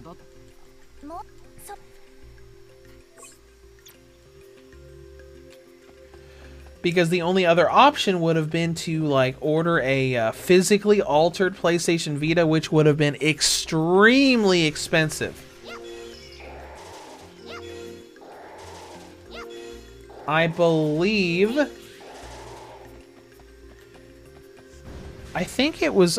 I think it was. I think it might have been Gadget Girl Kylie that originally gave me the idea to do that. Like, as far as like what options there were for recording video. I think I remember talking with her about it a long time ago. I don't even know if she still exists. Probably. Gadget Girl Kylie still exists. Oh yeah, she still exists. I never watched her content. You know, I say she still exists, but at the same time, she hasn't. Oh no, she still streams stuff. Okay.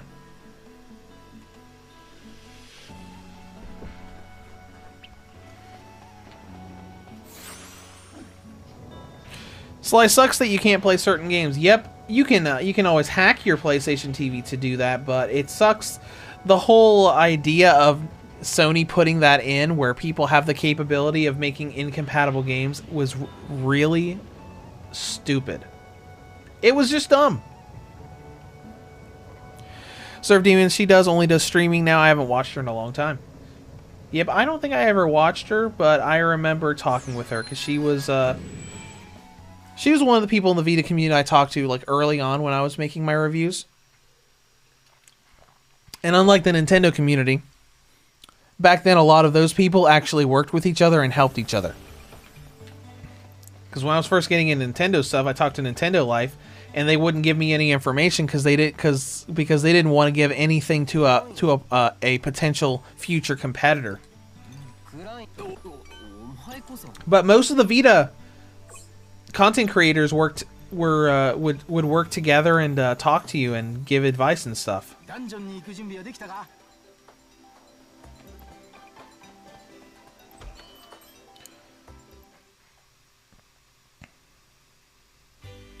Slice, what drove you to start reviewing? I just felt like doing it one day.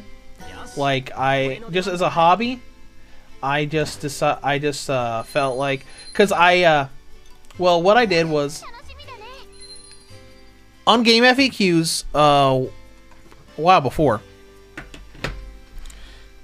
It's probably still there.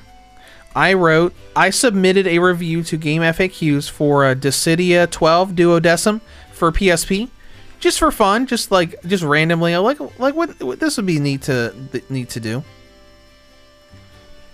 It is probably still on there. Oh yeah, it is. This was back in 2011. Yeah, on April 1st, 2011, just because I love the game so much, I just decided to randomly write a review on Game FAQs. And I was actually given a review of the month award by Game FAQs from that. So I'm like, oh hey, I guess I did something right.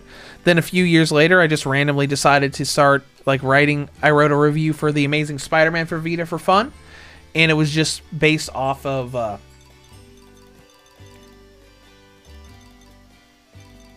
where's Leaf at here? It was just based off of feedback I got from that, and I just decided to do it. So I just did a blog for fun where I wrote the reviews, and then it just eventually got bigger as more people gave me feedback and all that. So it was just some random, hey, this might be neat to do thing that turned into a much bigger thing. So I posted some glitches on Game FAQs. Yeah, I wrote that review on a different name. On that, yeah, that account, I only wrote the one review for Dissidia 12. But then later on a different thing, I posted my Spider-Man review there.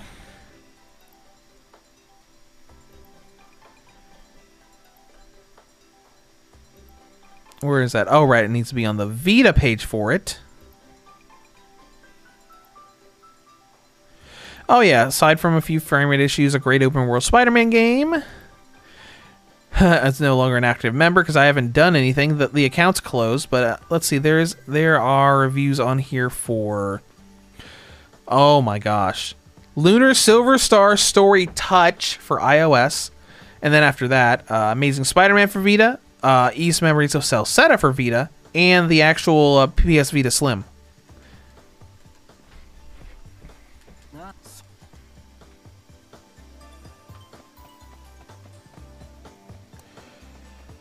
Alright, Klein, where are we going? Probably don't need to go over here, but sometimes I'll just run through here just in case like a story event spawns or some random dude is running around here. Like him.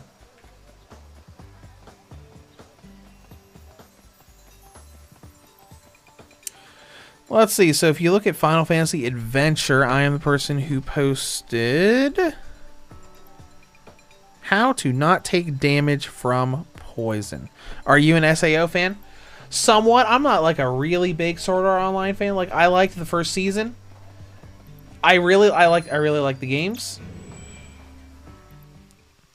Like I thought the second season, you know what this is based off of, with Alfheim Online, was great in concept, but I was not a really big fan of what they did with it in the anime. Like turning it into a big Asuna is now a helpless girl trapped by this weird perverted guy the whole time. Like I loved the world of Alfheim Online. Like before the Asuna plot went in, where like Kirito was like exploring with Leafa and all that. I thought that was really interesting. I just wasn't into like the big villain plot of that. In the rest of SAO I've watched, I'm like, a lot of it's interesting. It's not like super awesome and amazing, but I loved season 1. I loved season 1, and I love what this game did with the concept of Alfheim Online.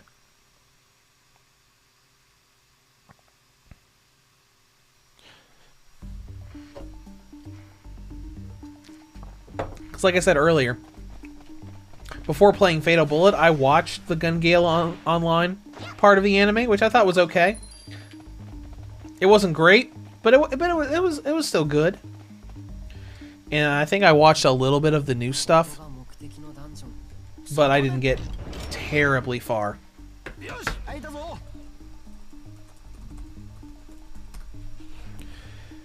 The what is it called? Alicization? Yeah, that. Then again, I also haven't played the new game that's based on that. So maybe, like, I've been watching for sales. Like, if the Switch version of that new game goes on a really good sale, maybe I'll go back and watch that stuff so I can play the game with.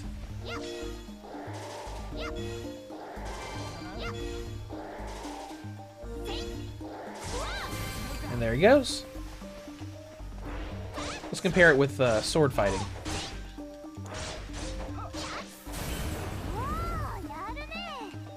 Okay. We'll go ahead and grab this. South Alcove key.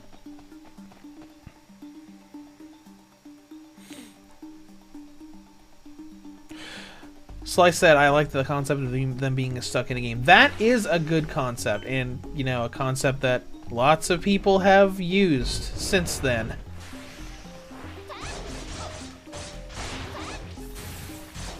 No, I really like what they did with the first arc. I thought that was all done really well.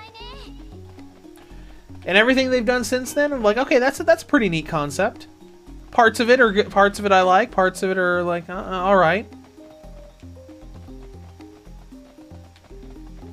Let's see if this door's next. Yep. Alright, Klein, you run around and do your thing. I don't know why we're doing here, but I've been ignoring the story. I'm like, I've gone through that story a lot, and the story, you probably don't play this game for its story. You play it for the gameplay and having fun with the characters.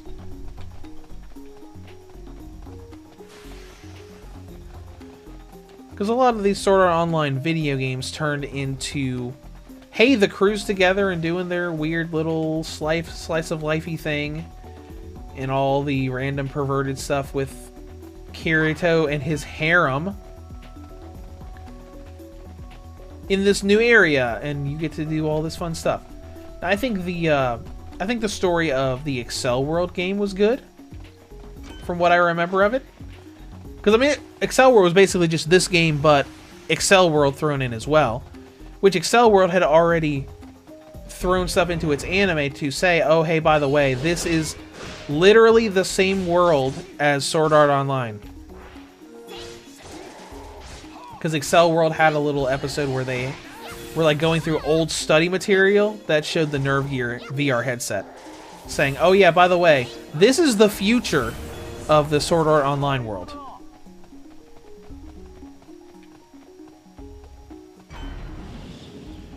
Sounded like a mechanism activating.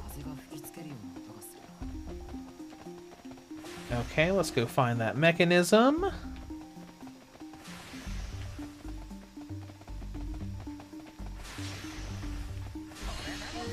Oh, hi.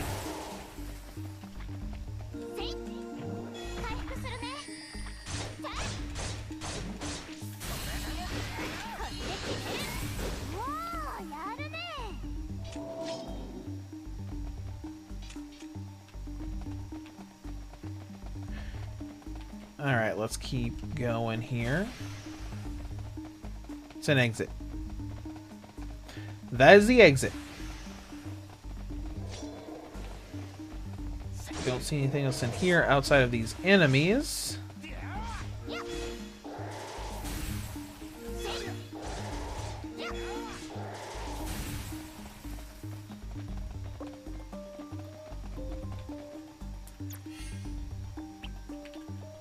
Is there a map I can see? Okay, here we go.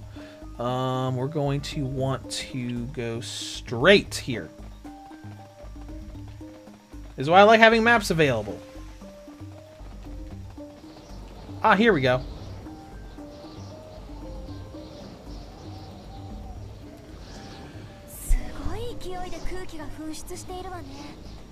So, Demon, you don't have to watch the anime. The game Sword Art Online Lycoris, the prologue covers the anime, then goes off and does its own thing. The new story that follows that game.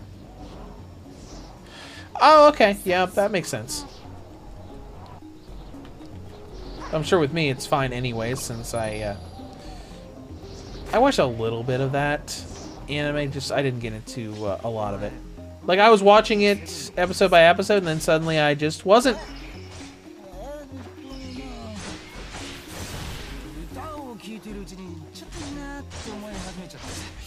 Oh, and Klein's talking about being a fan of her songs. Talking with Kirito, who isn't here!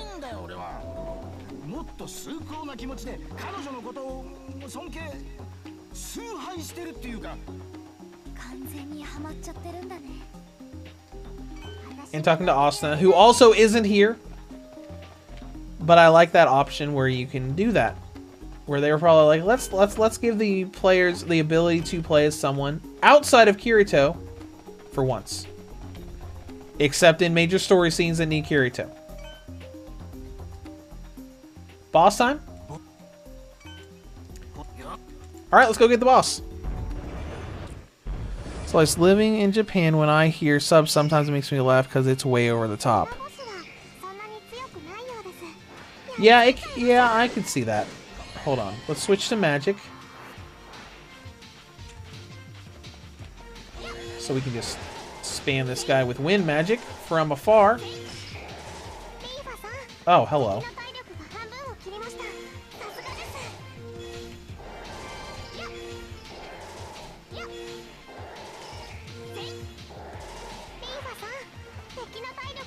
You missed. There we go.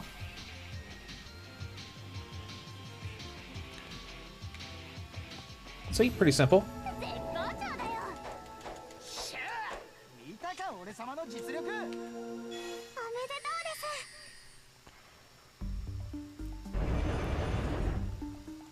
All right.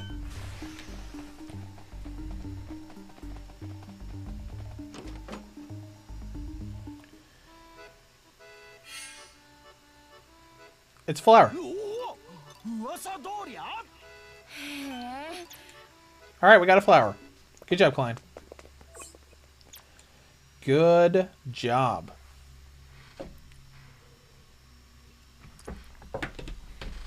You know what? I'm going to look this up on ProtonDB to see how it plays on the Steam Deck. Probably plays beautifully on the Steam Deck. Alright, Sword Art Online Lost Song Gold. Occasionally crashes when using teleport. Fortunately, the game saves before the crash. Play the entire game, 1080p 60 FPS. Mouse and keyboard. Wait a minute, hold on. Let's look up, see if there's anything specific for the Steam Deck.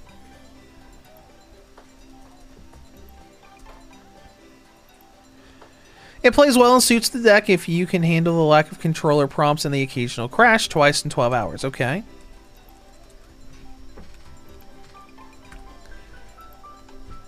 Lost Song, Steam Deck.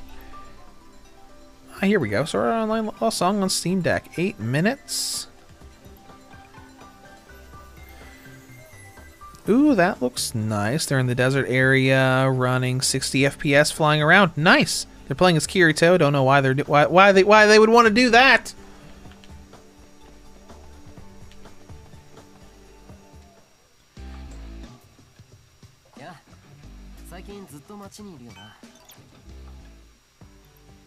Alright, let's go ahead and go through all that. While Rain looks at them from afar.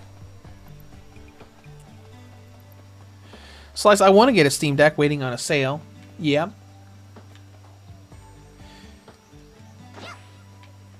I'm just glad they haven't announced a Steam Deck 2 yet. Because it's been over a year since the Steam Deck came out, and I was worried that they were going to do what all of the other handheld PC people do and like release a new model every year, so you have to buy a new model every year. While a new model would allow it to do a lot more things, I am kind of glad that they haven't announced a new one yet.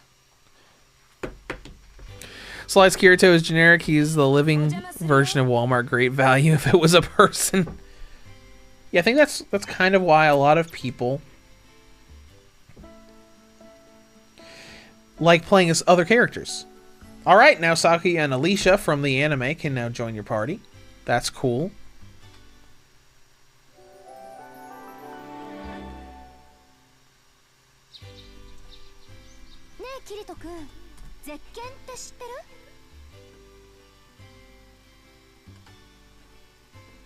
Oh yeah, Valve said last year that don't expect a faster Steam Deck in the next couple of years. So it's definitely going to be another year or two before we hear about that, which is good.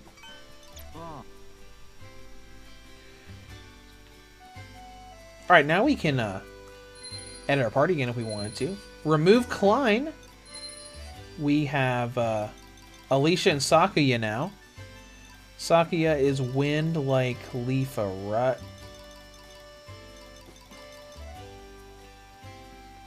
Let's see. 1559, 1109.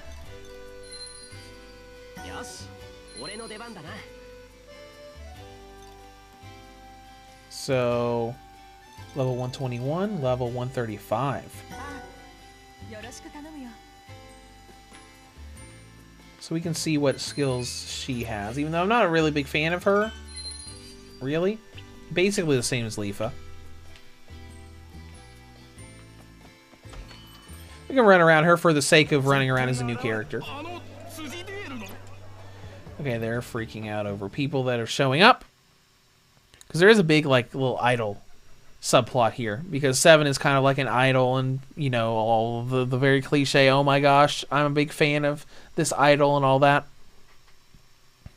Slice, how's everyone's Halloween? Mine was, well, I didn't do much for it. I watched Five Nights at Freddy's at home a couple nights ago. What? Oh. Oh, right. These the character-specific things. Hold on. What do I have? What do I have? I have Ice Magic? Go away. Long enough for me to do that.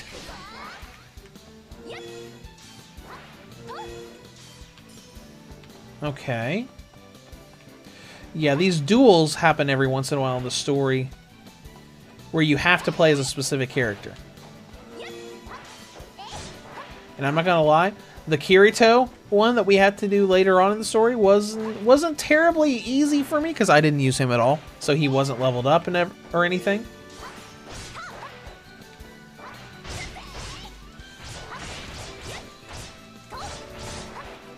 Might be better to do that. Because it was like 40 per hit there, and it's a lot more hits there.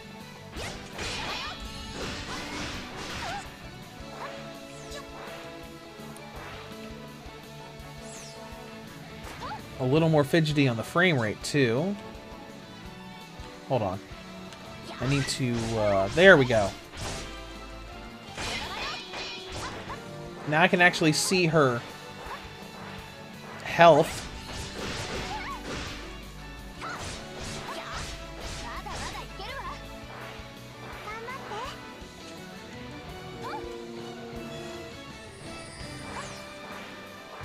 Okay.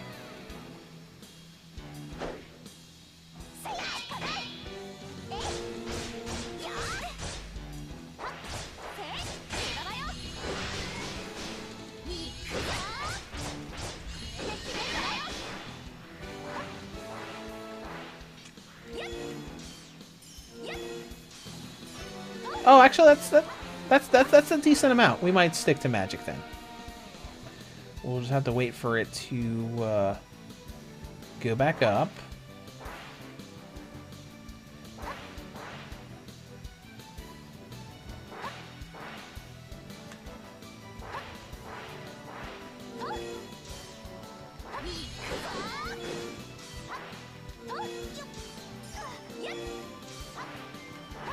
Okay, and we get good hits off. That's pretty decent. Okay. Slice, is that movie good? The Five Nights at Freddy movie? I liked it for the most part. I'm not like a huge fan of the games. Like I know enough, but it had some good stuff in it. Fans of the series will definitely like it. A lot of interesting stuff shows up, and they've got some nice little like little horror attack bits in the movie with the animatronics. Though it is rated PG-13, so there's not really any gore in it.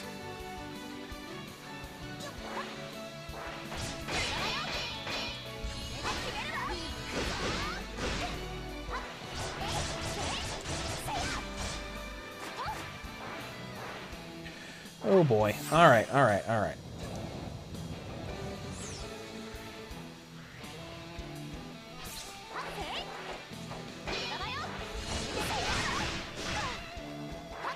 We're getting there.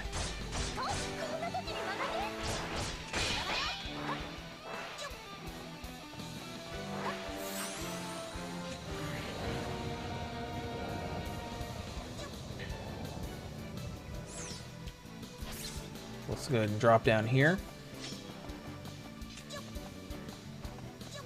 What's this do?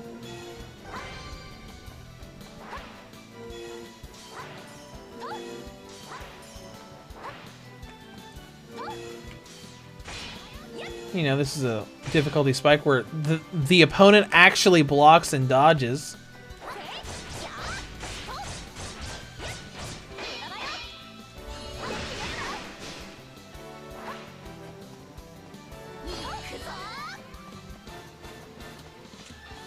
All right.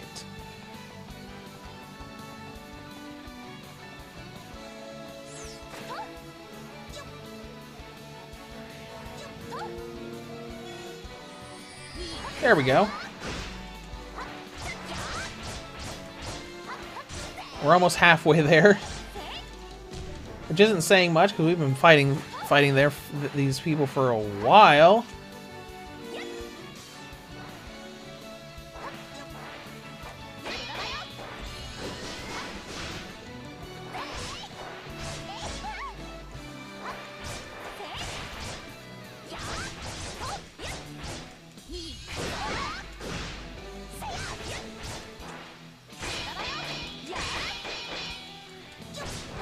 Yeah, I think this might be the only thing I really don't like as much. about this game, just because like you have the freedom of choice of creating custom character and stuff, but you also have these segments where you have to play as a character. But we're done. We only had to get her halfway down. Yuki has joined the party now.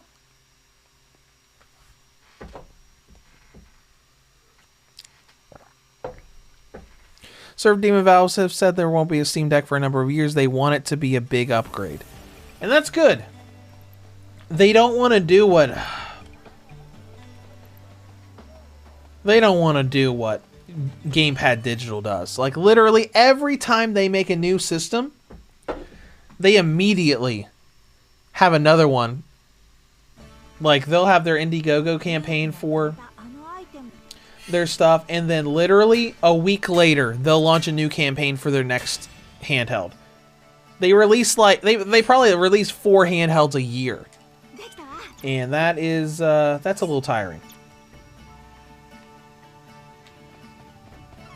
Just a little bit.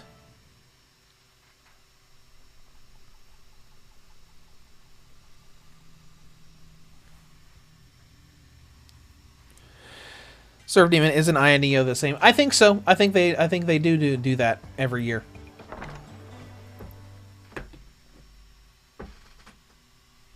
Or, you know, right after the fact. Because how many Aya Neo handhelds are there? A lot. Let's see. I see the Air Plus.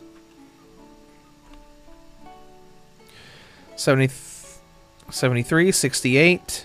Aya Neo 2. Aya Neo Geek, which probably released together.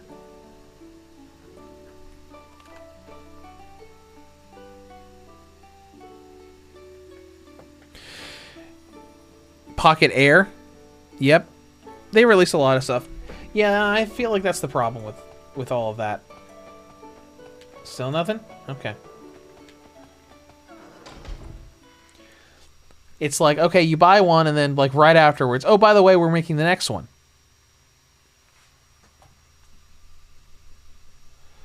I think Gamepad Digital is just really bad about it because they'll release something.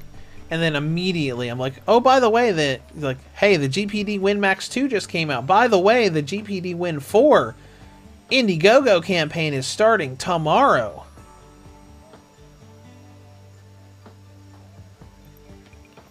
And sometimes it's just like, guys, just calm down. Let people breathe and enjoy your handhelds for a minute before you immediately start making another one. Because, I mean, they kind of hit gold when they decided to make a Windows handheld, but still.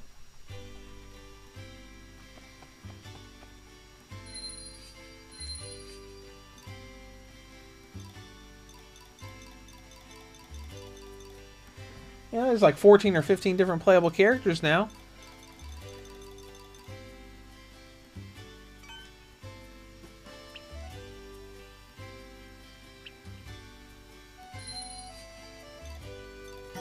Maybe we'll put Yuki in the party instead.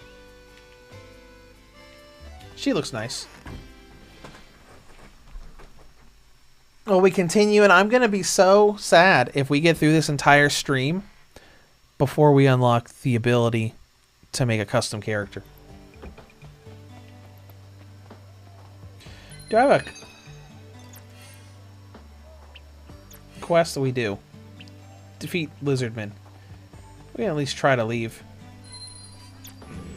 And see what happens.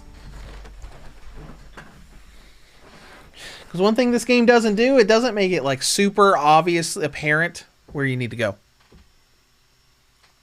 when you don't have a waypoint.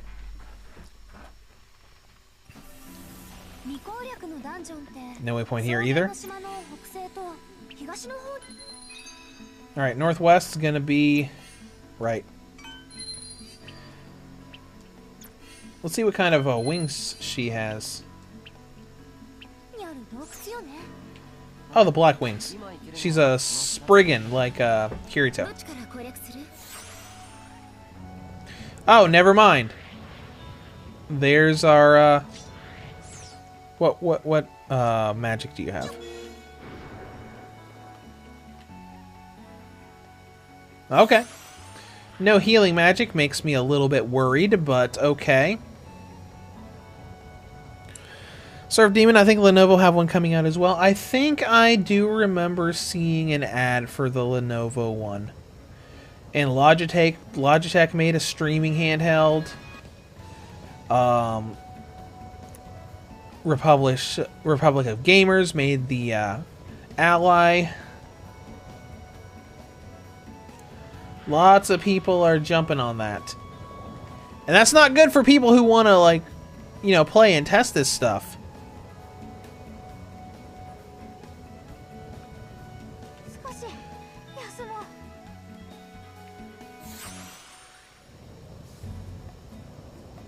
Alright, I guess I'll go to the story thing and see how I do. I've got potions, so I guess that's okay.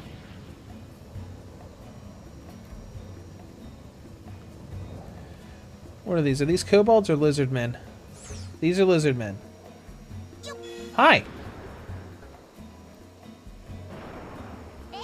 Oh, hello. Alright.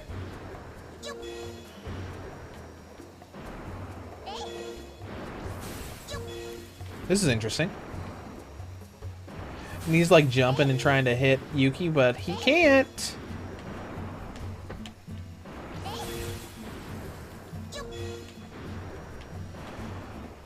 Alright. I do love this about the magic where you can just kind of like be like, I'm just gonna stay up here and snipe you guys. And like watching all the different magic effects. Surf Demon, they all seem to miss the most important thing that the deck has, the trackpads for the mouse and scroll wheel. Yeah, a lot of them are very difficult to use in like a UI and whatnot. That are like, okay, it's good once we get into a game that has gamepad support. But until then, it's a little difficult.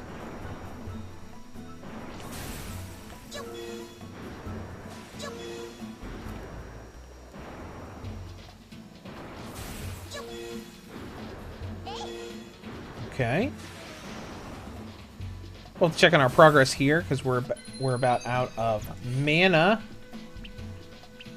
All right, we got 12 done.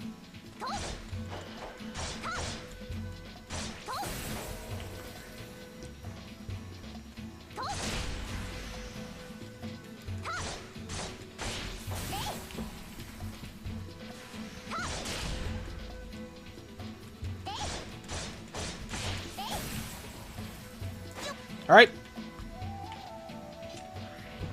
Now I can go back to using magic.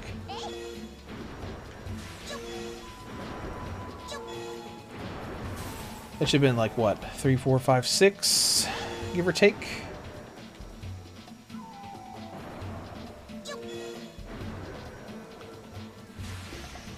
A lot of them are also getting bad on battery life too, because I heard stories about like how abysmal the battery of the Ally is, especially when you go for like high power and performance, and you get like maybe an hour of battery life out of your games.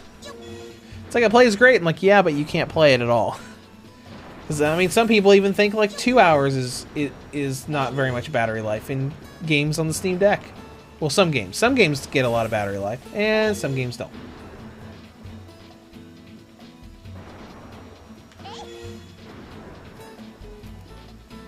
How we doing? Done. All right, let's go ahead and do a story thing.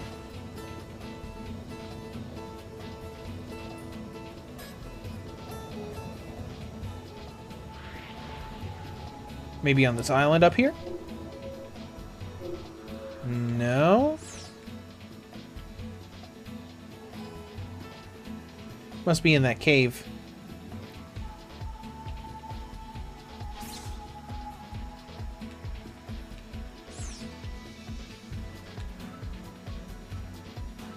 All right, let's go. Server Team would just need to wait for stronger batteries to come out. Hopefully that's something that the Switch is going to do with its successor. Because the stronger games get, the more power they need, the worse battery life is going to get.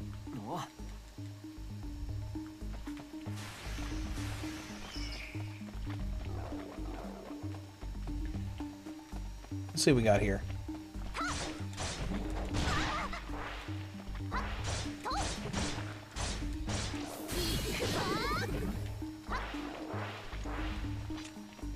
Let's try it's not very quick magic. You missed.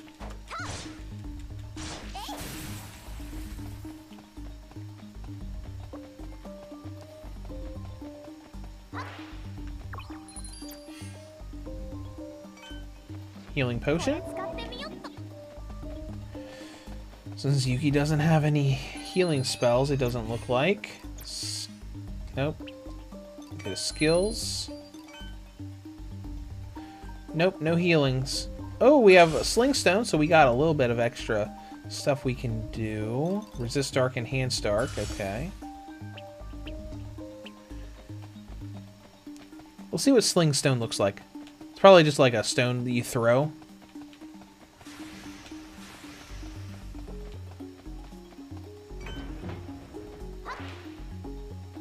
Alright, a door opened somewhere.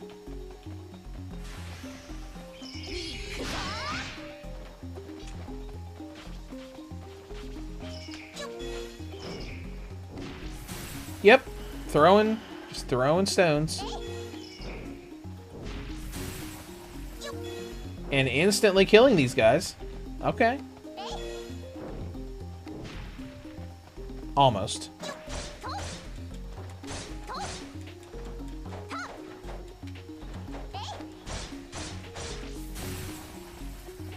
This door's probably locked. Alright.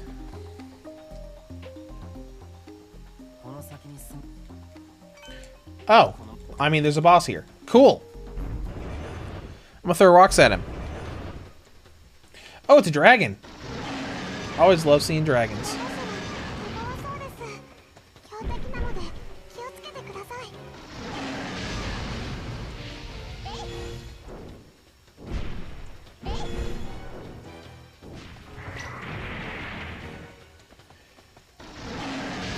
Oof, that lock-on is a little...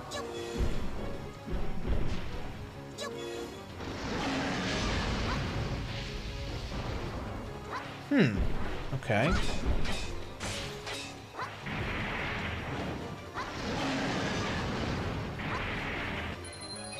This is not great.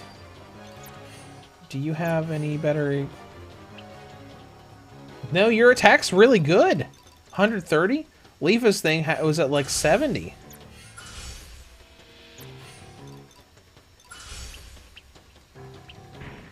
Probably specific areas we're supposed to be targeting.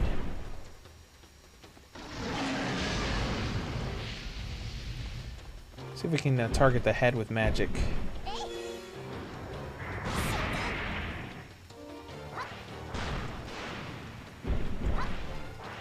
Might also be able to break pieces.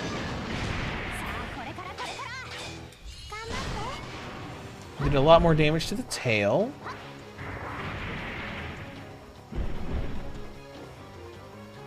Probably help if we had allies with us, but whatever.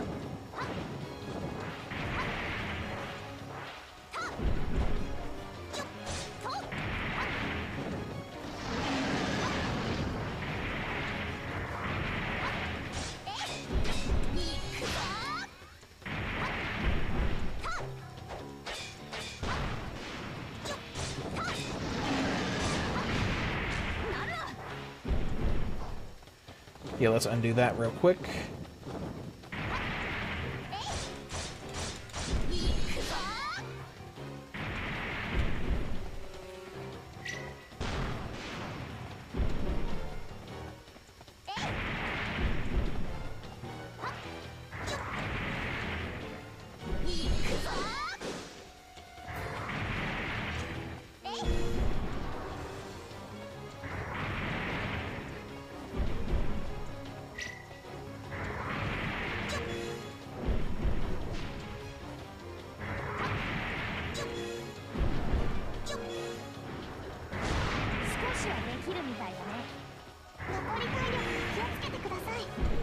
I don't know how we're gonna do with this slow magic that we're using. But we'll keep using it. We're slowly getting the health down.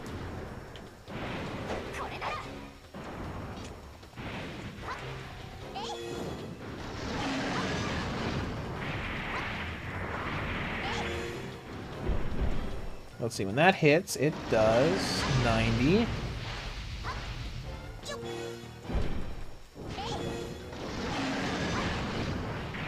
feel like that's about the same, and it's a lot faster.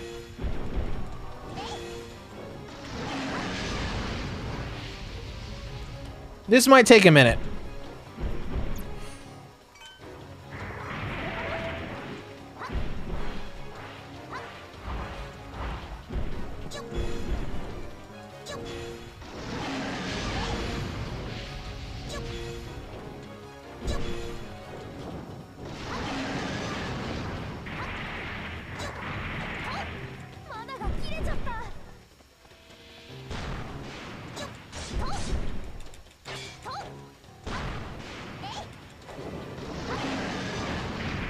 We probably should have brought more people with us.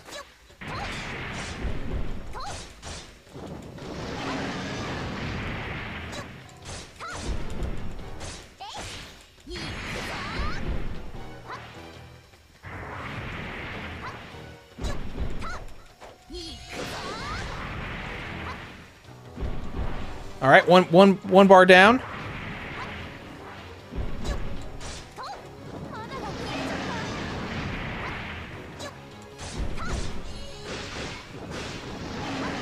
Oh, there we go. There we go. There. I mean, the health bar isn't going down very fast, but still.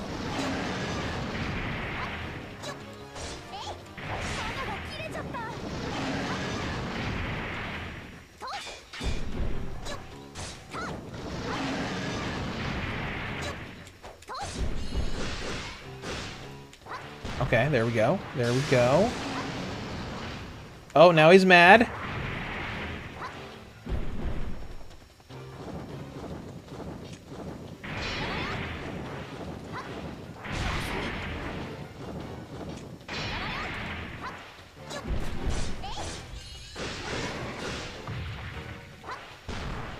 Okay, alright, just gotta stay away.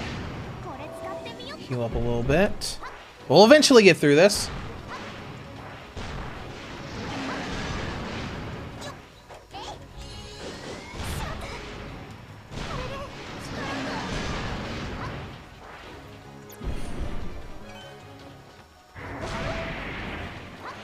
I did not anticipate getting into a more difficult boss while trying out Yuki to see how she played.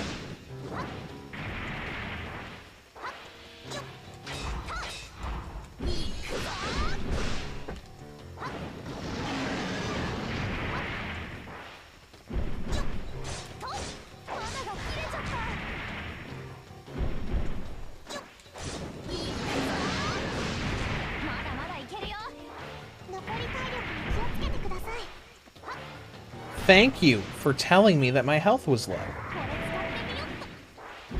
We only got one more health potion after that, which is not good. We might not win this.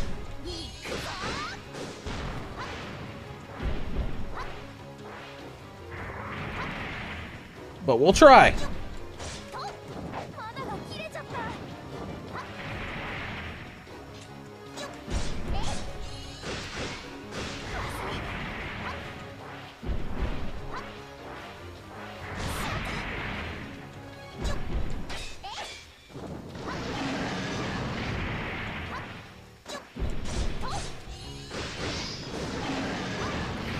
Alright. Surf Demon, this reminds me of Lord of Arcana for the PSP. Sucks the remake for Vita never left Japan. Oh yeah, that was called, what, Lord of Apocalypse, I think? I played a little bit of Lord of Arcana. Square Enix published that.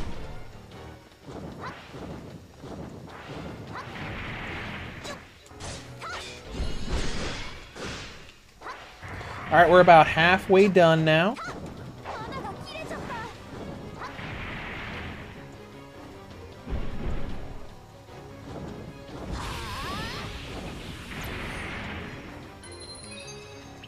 Oh my gosh, I'm messing with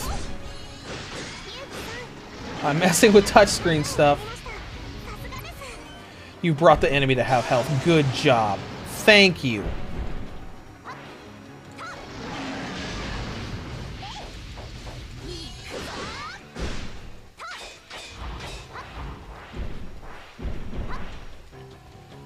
We'll probably have to switch to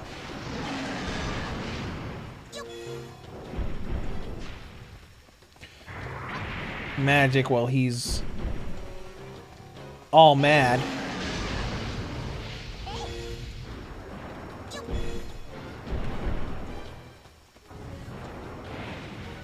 You missed!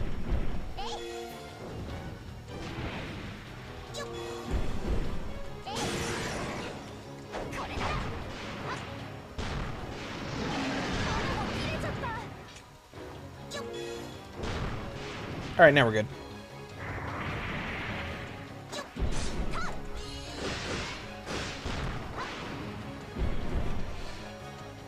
Okay, it was called Lord of Apocalypse. I thought so. I don't remember how far I got in Lord of Arcana. I don't think I got that far. I played it for a little bit and I thought it was neat.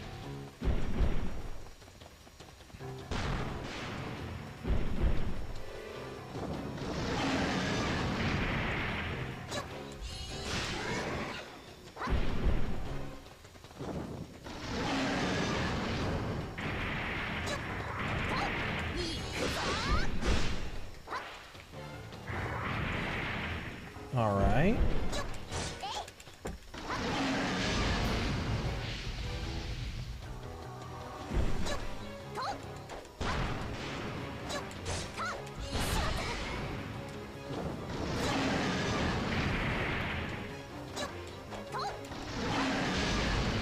You know, this probably only seems like Lord of Arcana in that kind of game because I'm soloing this boss when I should have two people with me.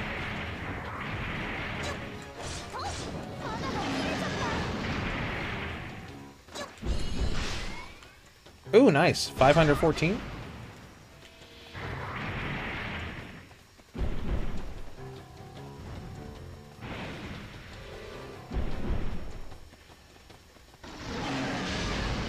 All right.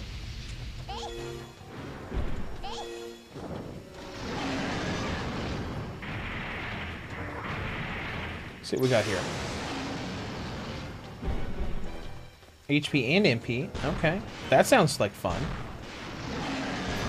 Takes longer, but it heals both. Okay. Good, good, good. Oh.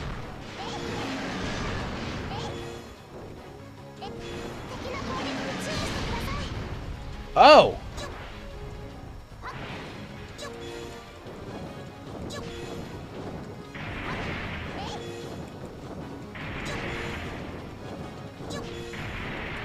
Just get some damage in from afar. Until he's done raging.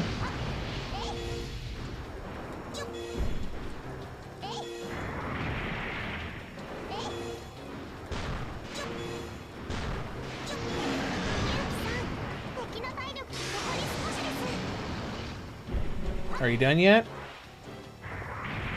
Yes.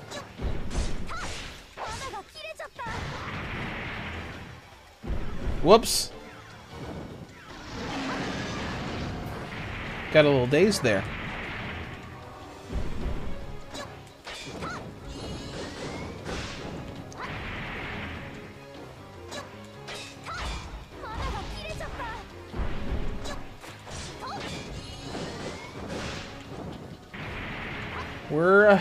We're on the last health bar. I remember fighting Bahamut and getting my butt kicked in that. I think... Yeah, I remember him being in there. Of course he was in there. It's a Square Enix game.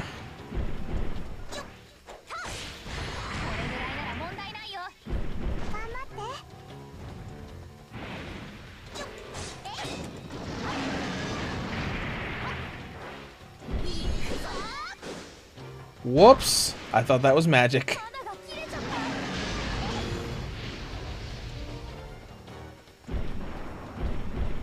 This would probably be so much easier if I still had Leafa. She's not as strong, but she... I at least wouldn't have to worry about having to use potions to heal. There we go. There we go. His health is in the yellow.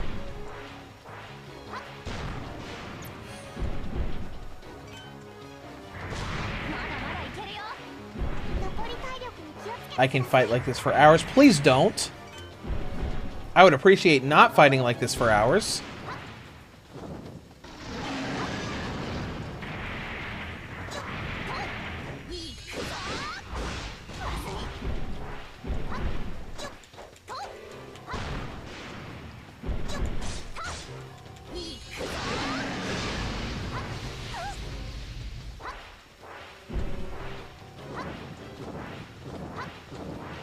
Oof. Probably could have used a bigger arena for this.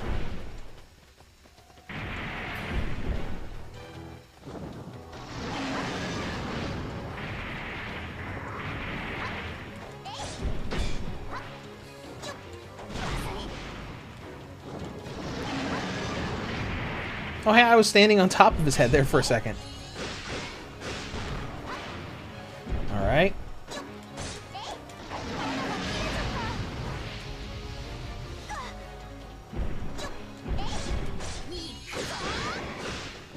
Almost there.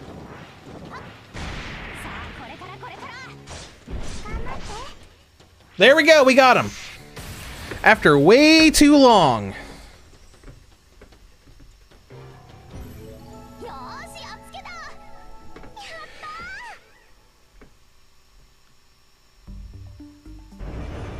After far too long, we got through it.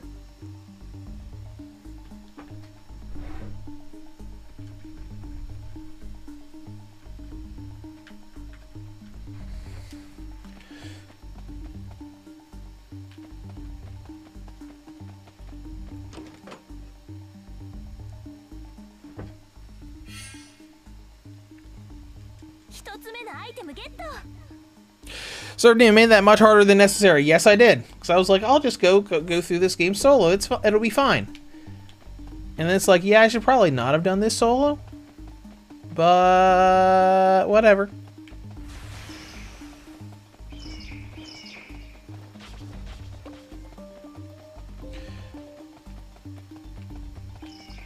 We're just going to run and find a way out of here. And open this chest.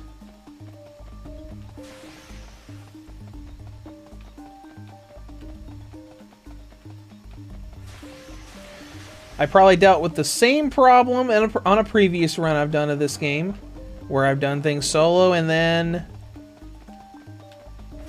probably shouldn't have done this solo. Yeah, about 15 minutes? Yeah, about 15 minutes of that.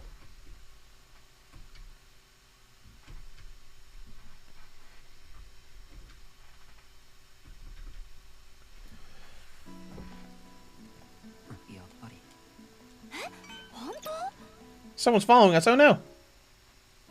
Oh, yeah, it's rain. Who cares?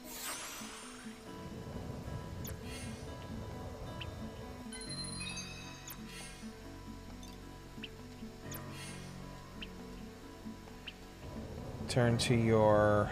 this way? We're heading back.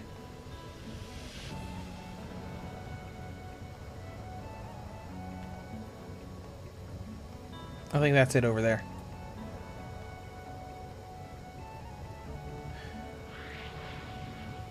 You know, that we can see from all the way over here.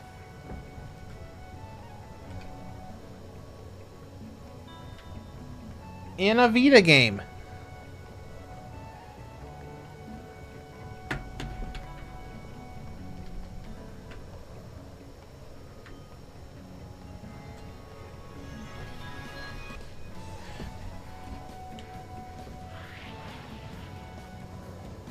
Let's just pop over here.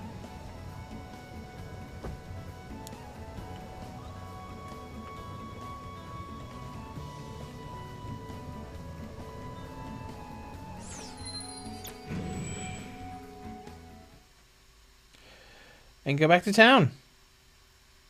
It does suck that we can't just fast travel back to town, but I think that's okay. Surf Demon Vita was such a handheld just left to die by Sony. That's pretty much what happened. You, in here. Sony made some pretty good Vita games. Uncharted Golden Abyss, I really liked. It had some really interesting ways of using the Vita's gimmicks. Alright, Leafa.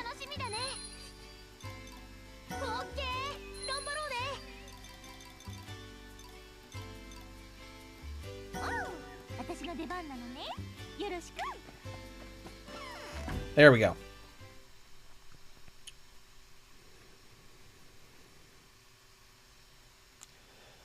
Full party. We can go ahead and turn in that side quest too.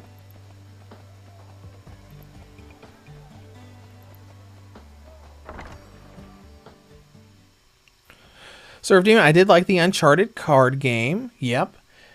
And I liked how the I mean, it's super gimmicky, but I liked how you could like decipher things in Uncharted Golden Abyss by like holding the Vita up to a light source, and it'll look like light was sifting through the actual paper. That was a neat little thing. I mean, it was clearly just a, hey, we're just going to throw this in here so that we can use this proprietary thing that's built into the system. But it was still neat. I remember Killzone Mercenary being pretty good.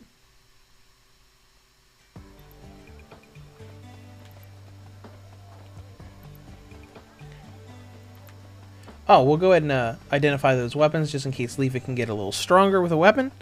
Assassin's Creed Liberation did things like that as well. Yes, it did. I think I've still got my cartridge of that. Technically, I've got 2 cartridges of that around somewhere. Because I've got my old Vita cartridge, but I also have a cartridge of Assassin's Creed 3 on Switch, which has Liberation built into it.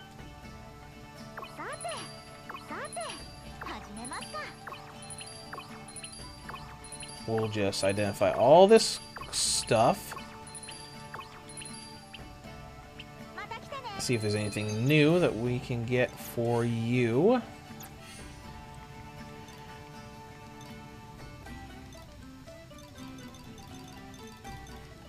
$130. It's probably a double-handed sword.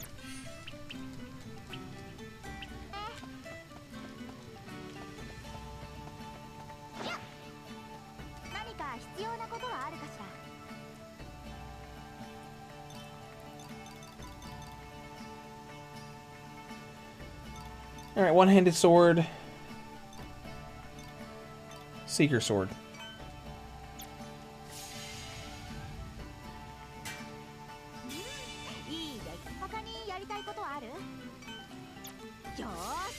See how strong we can get this. Because I do like the faster slashing.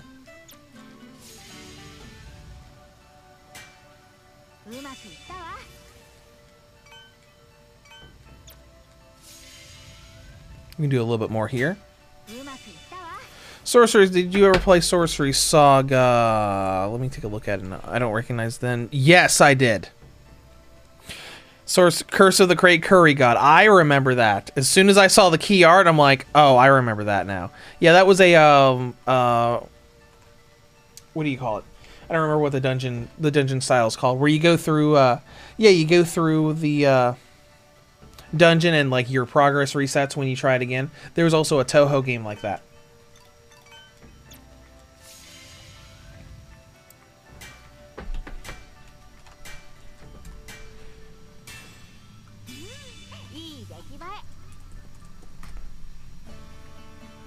There is not. That must have been before I before I really started doing video reviews, because there's nothing on the channel for it. Because like when I started doing video reviews, I was kind of like doing halfway between posting reviews on the blog or website, and also making video reviews. All right, let's see how Seeker Sword plus 8 works. Because there are some games that I only did on the blog.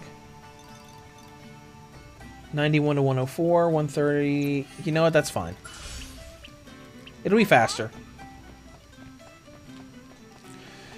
Because for a long time, like sometimes when I didn't have a lot of time, I would opt for just a text review on the website, on the blog. That was before the blog pretty much failed. Because the blog did eventually fail and turned into just a place to put my PSTV compatibility list. And that's just because of how people reacted. Because originally I only covered the PS Vita. And then when I rebranded to Reviews to Go to cover all handhelds, lots of people were mad. Like, really mad. Like, overnight, I lost 3/4 of my daily traffic from the website bad. So, you know, they're about that upset. Roguelike, Mystery Dungeon, there we go. But yeah, tons of people. It's because of the 3DS. It's 100% because of the 3DS. Tons of people got so mad that I would even consider making 3DS content as well as Vita content that they were like, I can't support you anymore.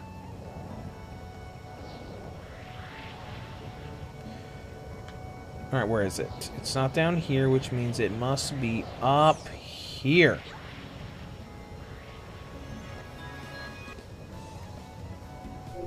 Is it, though? We're getting close to the altitude limit.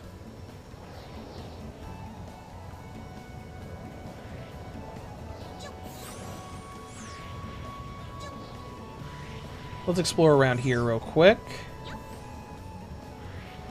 People are dumb. People are dumb.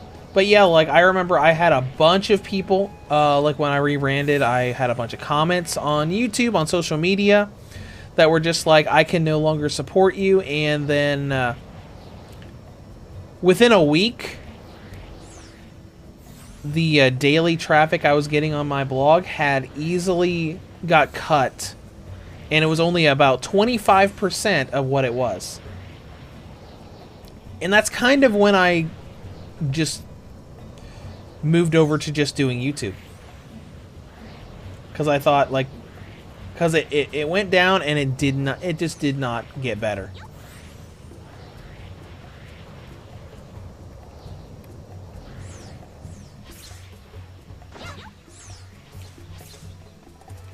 We're right where we're supposed to be.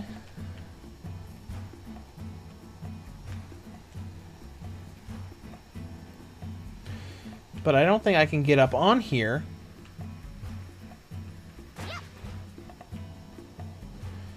With the current altitude limit the way it is.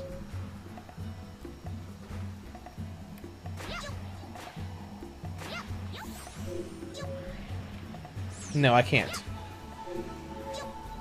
Alright, unless we can be tricky about this. So we're at the altitude limit right now, so we're gonna have to... Let's just fly around the island. See if there's like a slightly lower place where we can get on top of it, like right here.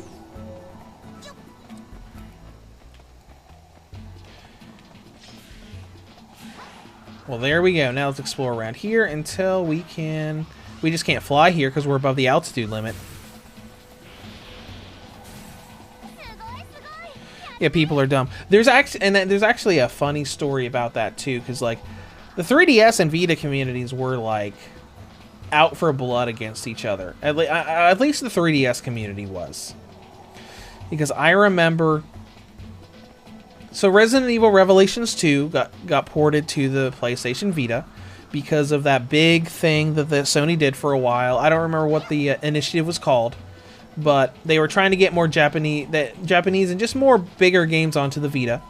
It was within Sony itself, I think, or at least part of Sony. It's why we got Borderlands 2, Resident Evil Revelations 2, why we got Tales of Hearts R finally out in the West. And when Revelations 2 came out, I reviewed it, and I disabled comments in that review because people were in, because the 3DS, a lot of people were coming in and were just trying to rip it apart. A lot of 3DS fans really upset that they didn't get it because they got Revelations 1 on 3DS and they were upset that Vita got Revelations 2 and they didn't. Like, people were just like arguing and fighting so intensely on that I was just like, yeah, no, I'm just disabling all comments on this, because I was getting endless notifications day in and day out for it.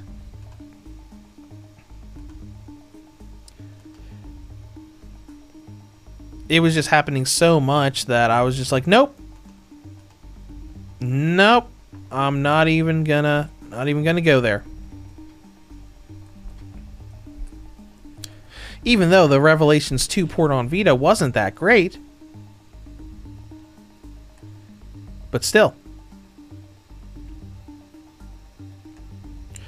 Yeah, it says 0 comments now because I disabled it.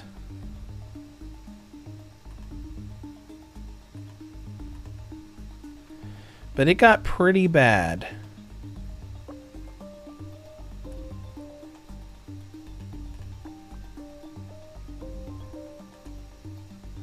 I mean, on the bright side, it has 77,000 views on it, but I think a lot of that was just because of people arguing.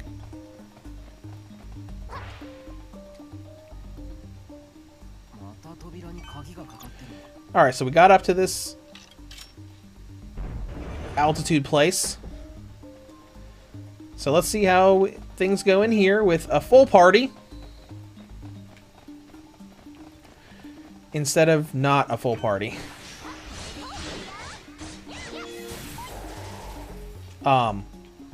Okay. I didn't even get a chance to attack him. Is that what you guys are gonna do here?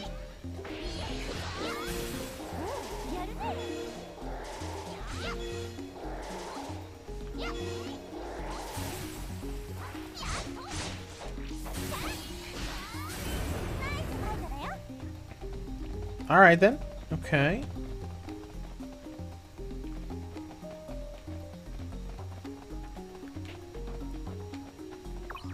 Yeah, thinking back, I played that version of Revelations 2 way too much for how it was optimized.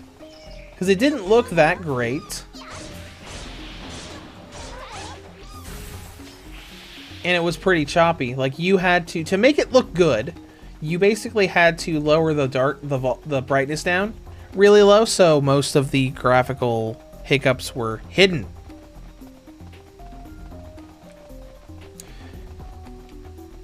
But, you know, I had a lot of fun with it. That was my first way of playing Revelations 2. And I was just happy that Sony Handheld finally got a Resident Evil title. Because there were a bunch of rumors about a Resident Evil Outbreak game coming to the PSP, but that never happened. And the Vita technically had access to the PS1 classic versions of Resident Evils 1, 2, and 3.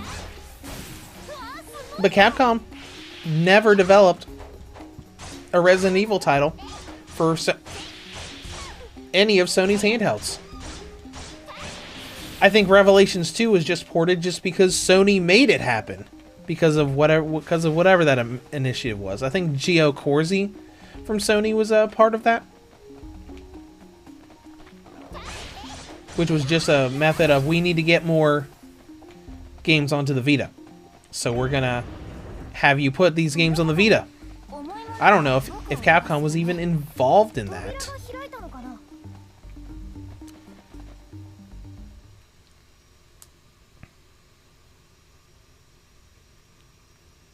See, Surf Demon Switch version doesn't run great. It runs in slow motions at times as well.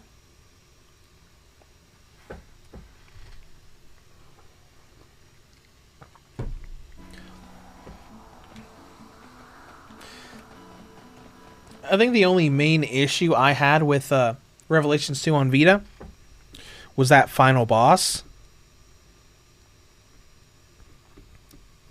Especially like with doing precise aiming, that was a challenge.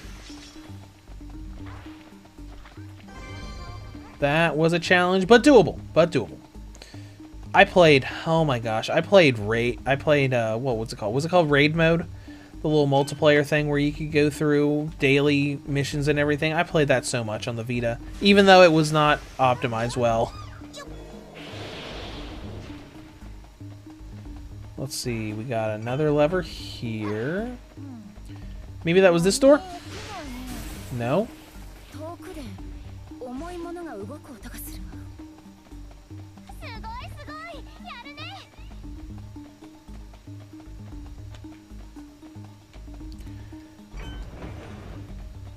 Door opening, okay.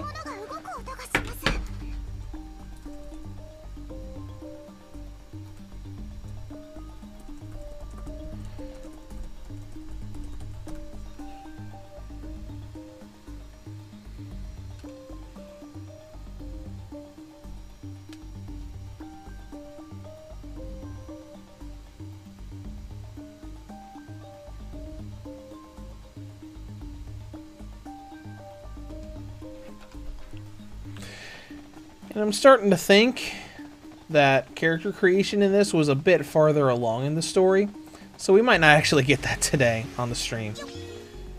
Alright, so that door didn't open just now. So what door opened? Let's see here.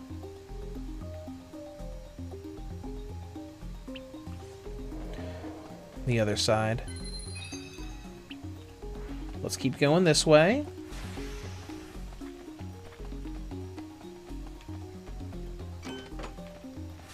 We'll grab that.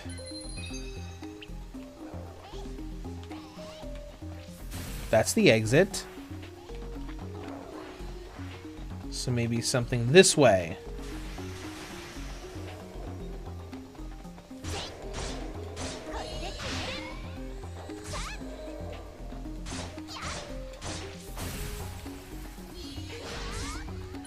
Alright, let's look at that other weapon. Let's see how it does. See how slow it is. This?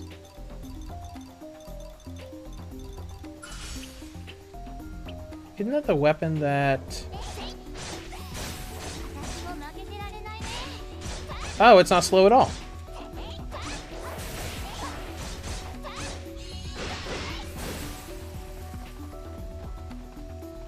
Well, okay then.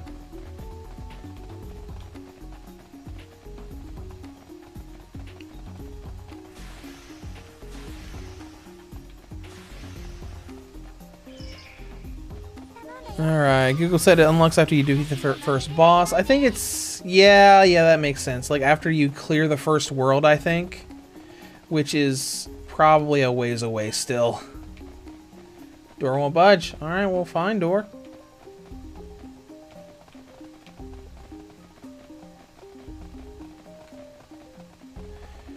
Yeah, because there are a bunch of different worlds you can go to, which are just like different area biomes.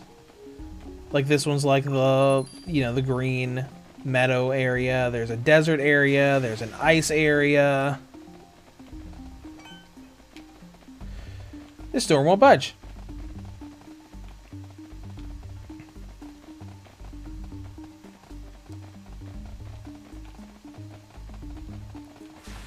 That's unfortunate because I loved making I love making custom characters in this game.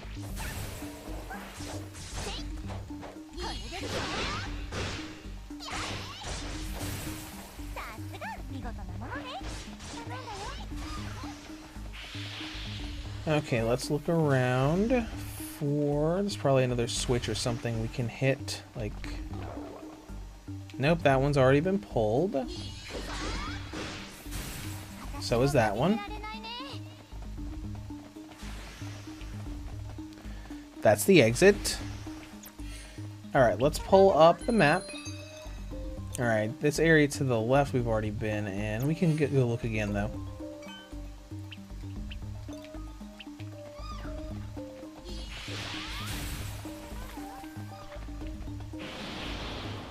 Hey, you guys are doing well for yourselves. Let's go up here, see if there's something we can interact with here. Already pulled that one.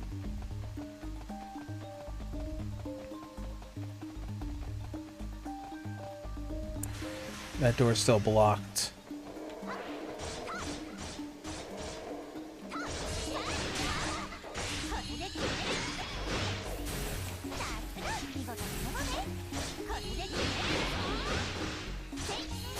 There we go. Oh, okay. Alright. Whatever.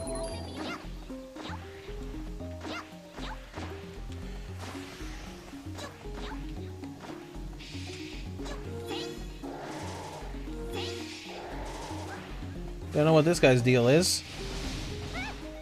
Oh. Well, that's annoying.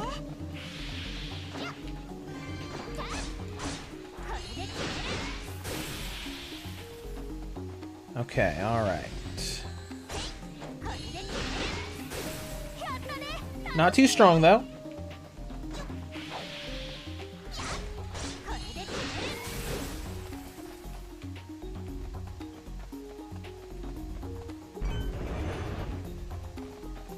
Oh, we did have a key to this area. Cool.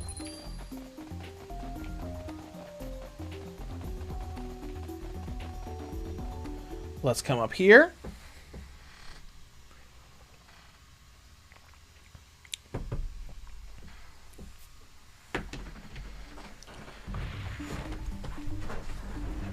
Hirokin's Cavern. Okay, is that a boss we're about to fight?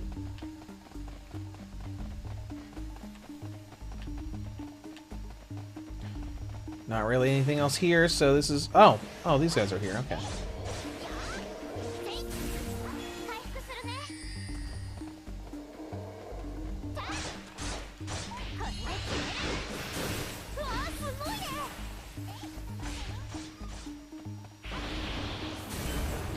Okay, and the door opened. Teleport crystal. Heard the sound of a door opening. Okay, cool. Wonder what door opened. Was there another door here? And that teleport crystal probably will take us back to town.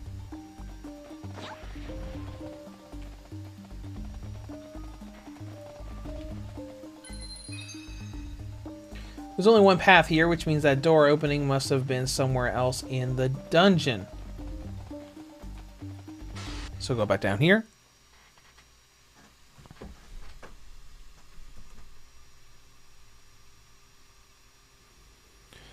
Oh yeah, I'm looking at footage right now of my review of the Vita version, and it's not great. It was playable, but, you know, kind of like back, looking at things back in like the PSP generation where, you know, games that were 20 to 25 FPS were technically playable. By today's standards, people would lose their minds over it. I mean, just imagine like Metal Gear Solid 3 on the 3DS and Metal Gear Solid Peace Walker on PSP. Those were like 20 FPS games, and people loved them.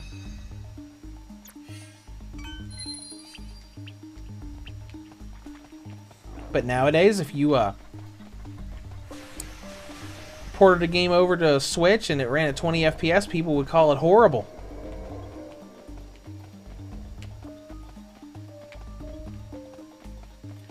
Oh, thank you.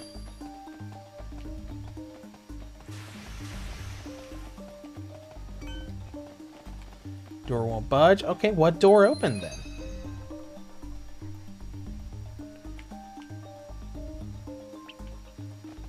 I'll have to look around a little more.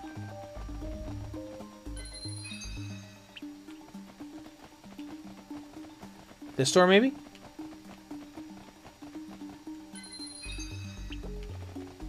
Yup.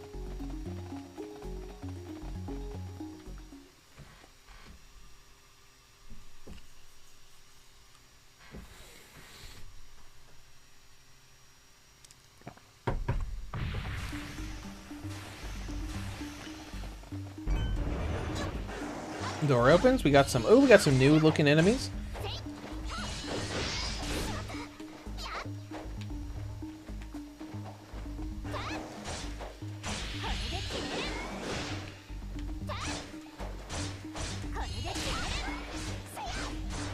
That was rude.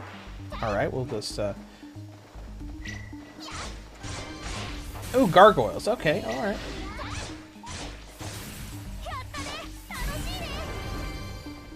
And the door opened for us.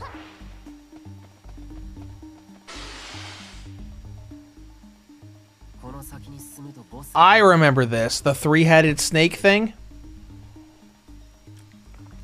I remember. Let's fight it. Obviously, this is not Fafnir, so we're not about to unlock custom characters, but I think Fafnir is like a dragon thing that you fight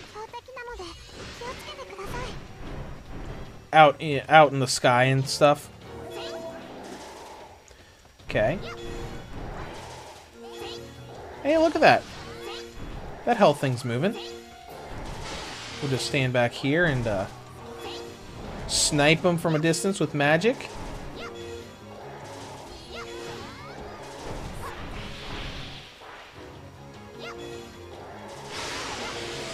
Though I'm starting to remember, like, one of the unfortunate things about this game, or really these games in general, is like oftentimes they'll introduce these boss designs, and then later on you'll fight like palette swapped versions of them.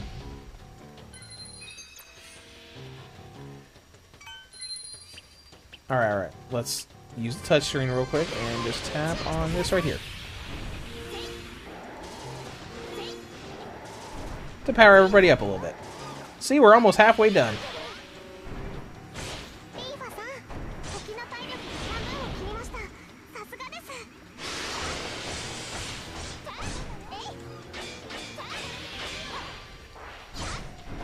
Alright, we gotta fight this guy from behind because you hear the little tank of hitting armor at the front. Alright, let's back away for a moment.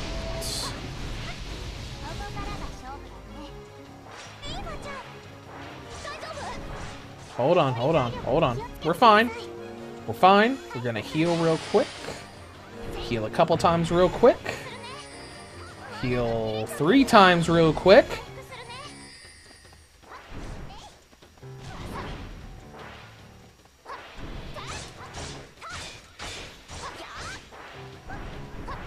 Probably a better idea to just hang back and use magic again.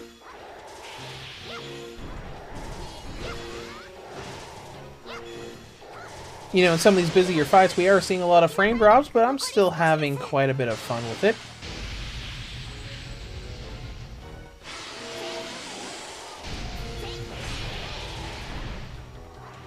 And we're almost done with this boss fight.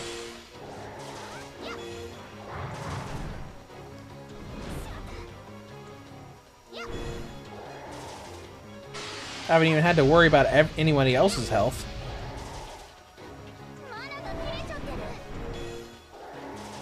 We got this, guys. See, we got this.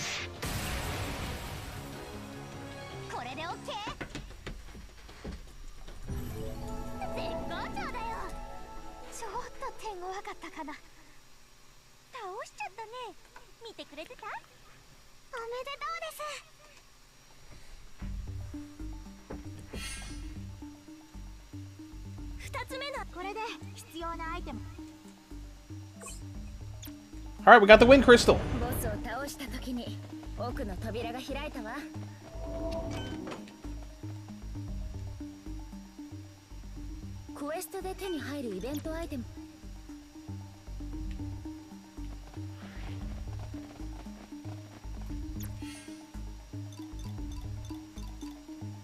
Escape crystal.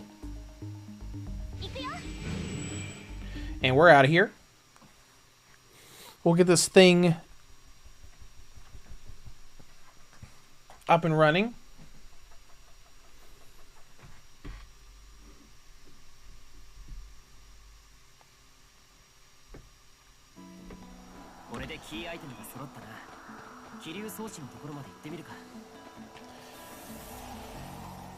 We'll just jump off here and fly when we can.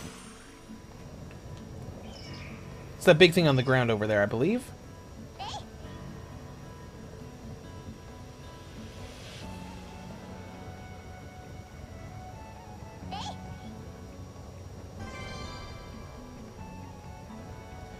Someone randomly just buffed me, as if we were about to go into battle or something.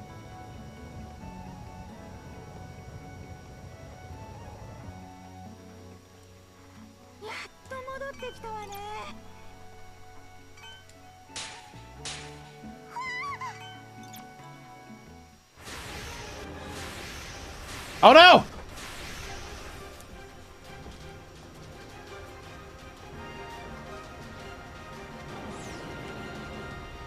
And we're surrounded by Dargans.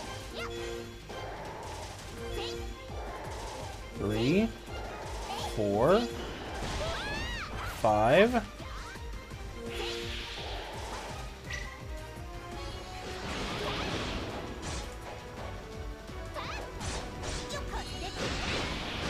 Oh yeah, that's way more damage than the magic was doing.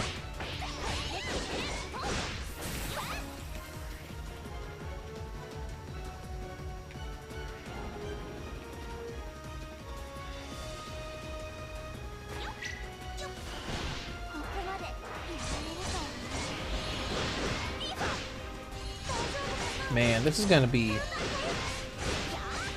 great on the Steam Deck. Like at a constant 60 FPS, it's gonna look even prettier than it looks here. Then again, this is the original version that came out 8 years ago.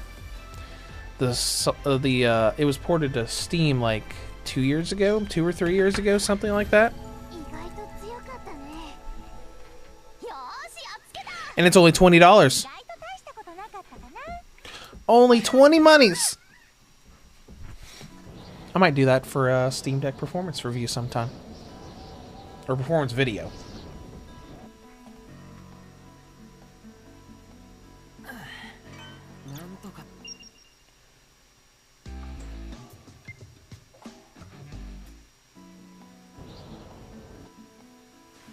Alright. Now we can go over here and get up really high thanks to this thing. You'll be like, whoa!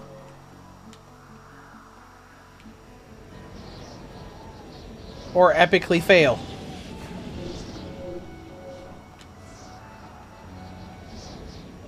It's kind of like that thing of like, eventually the altitude limit will go away so you can actually fly up here, but for now, nope.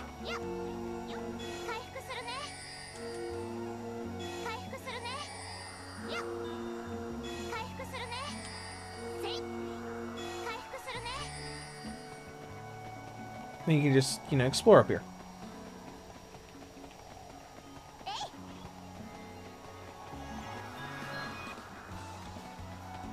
Run all the way around, and around, and around, and around, and around, and around, and around.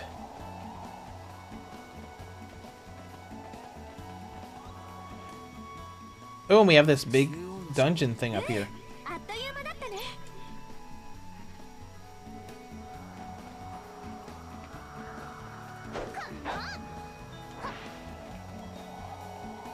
...2018 it released on Steam. That was not a couple years ago. It must have been... Oh, right. It was when Hollow Realization came to the Switch. So that would have still been early in the Switch's life cycle. Thought it was more recently than it was.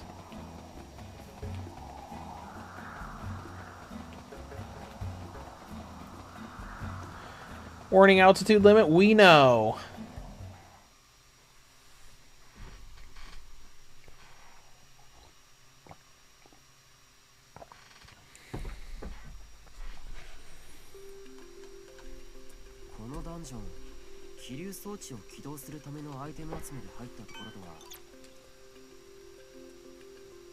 Okay.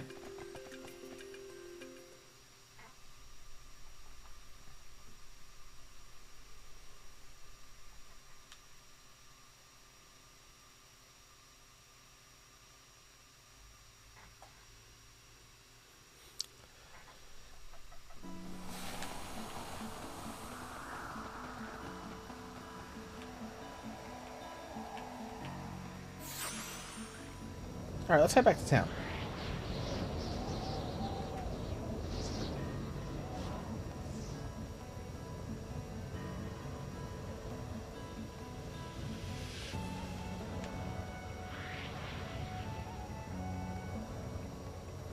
I remember playing this game, and I spent a long time just flying around, not doing literally nothing, just flying around because it was fun, and the game looked pretty.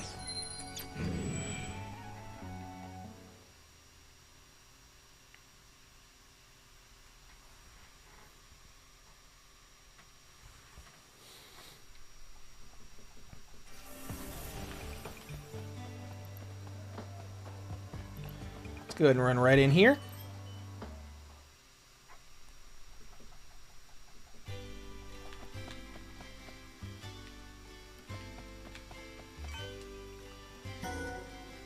We're going to go ahead and save our progress.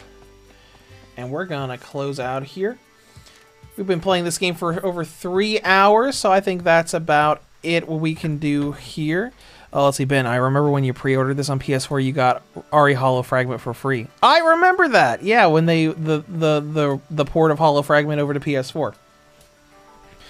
So, we're going to go ahead and close out here, because I've got to finish that Metal Gear Solid review. And speaking of, like I said at the beginning of the stream, Metal Gear Solid Master Collection review is going to go up on Friday, and then starting next week, it's going to be all this throwback stuff. We're probably going to go in through a fair amount of this stuff.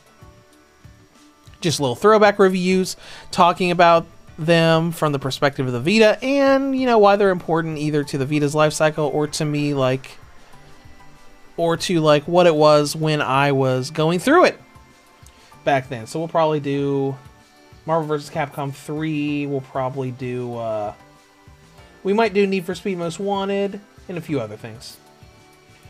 And we will still be doing a stream for Hogwarts Legacy when that comes out.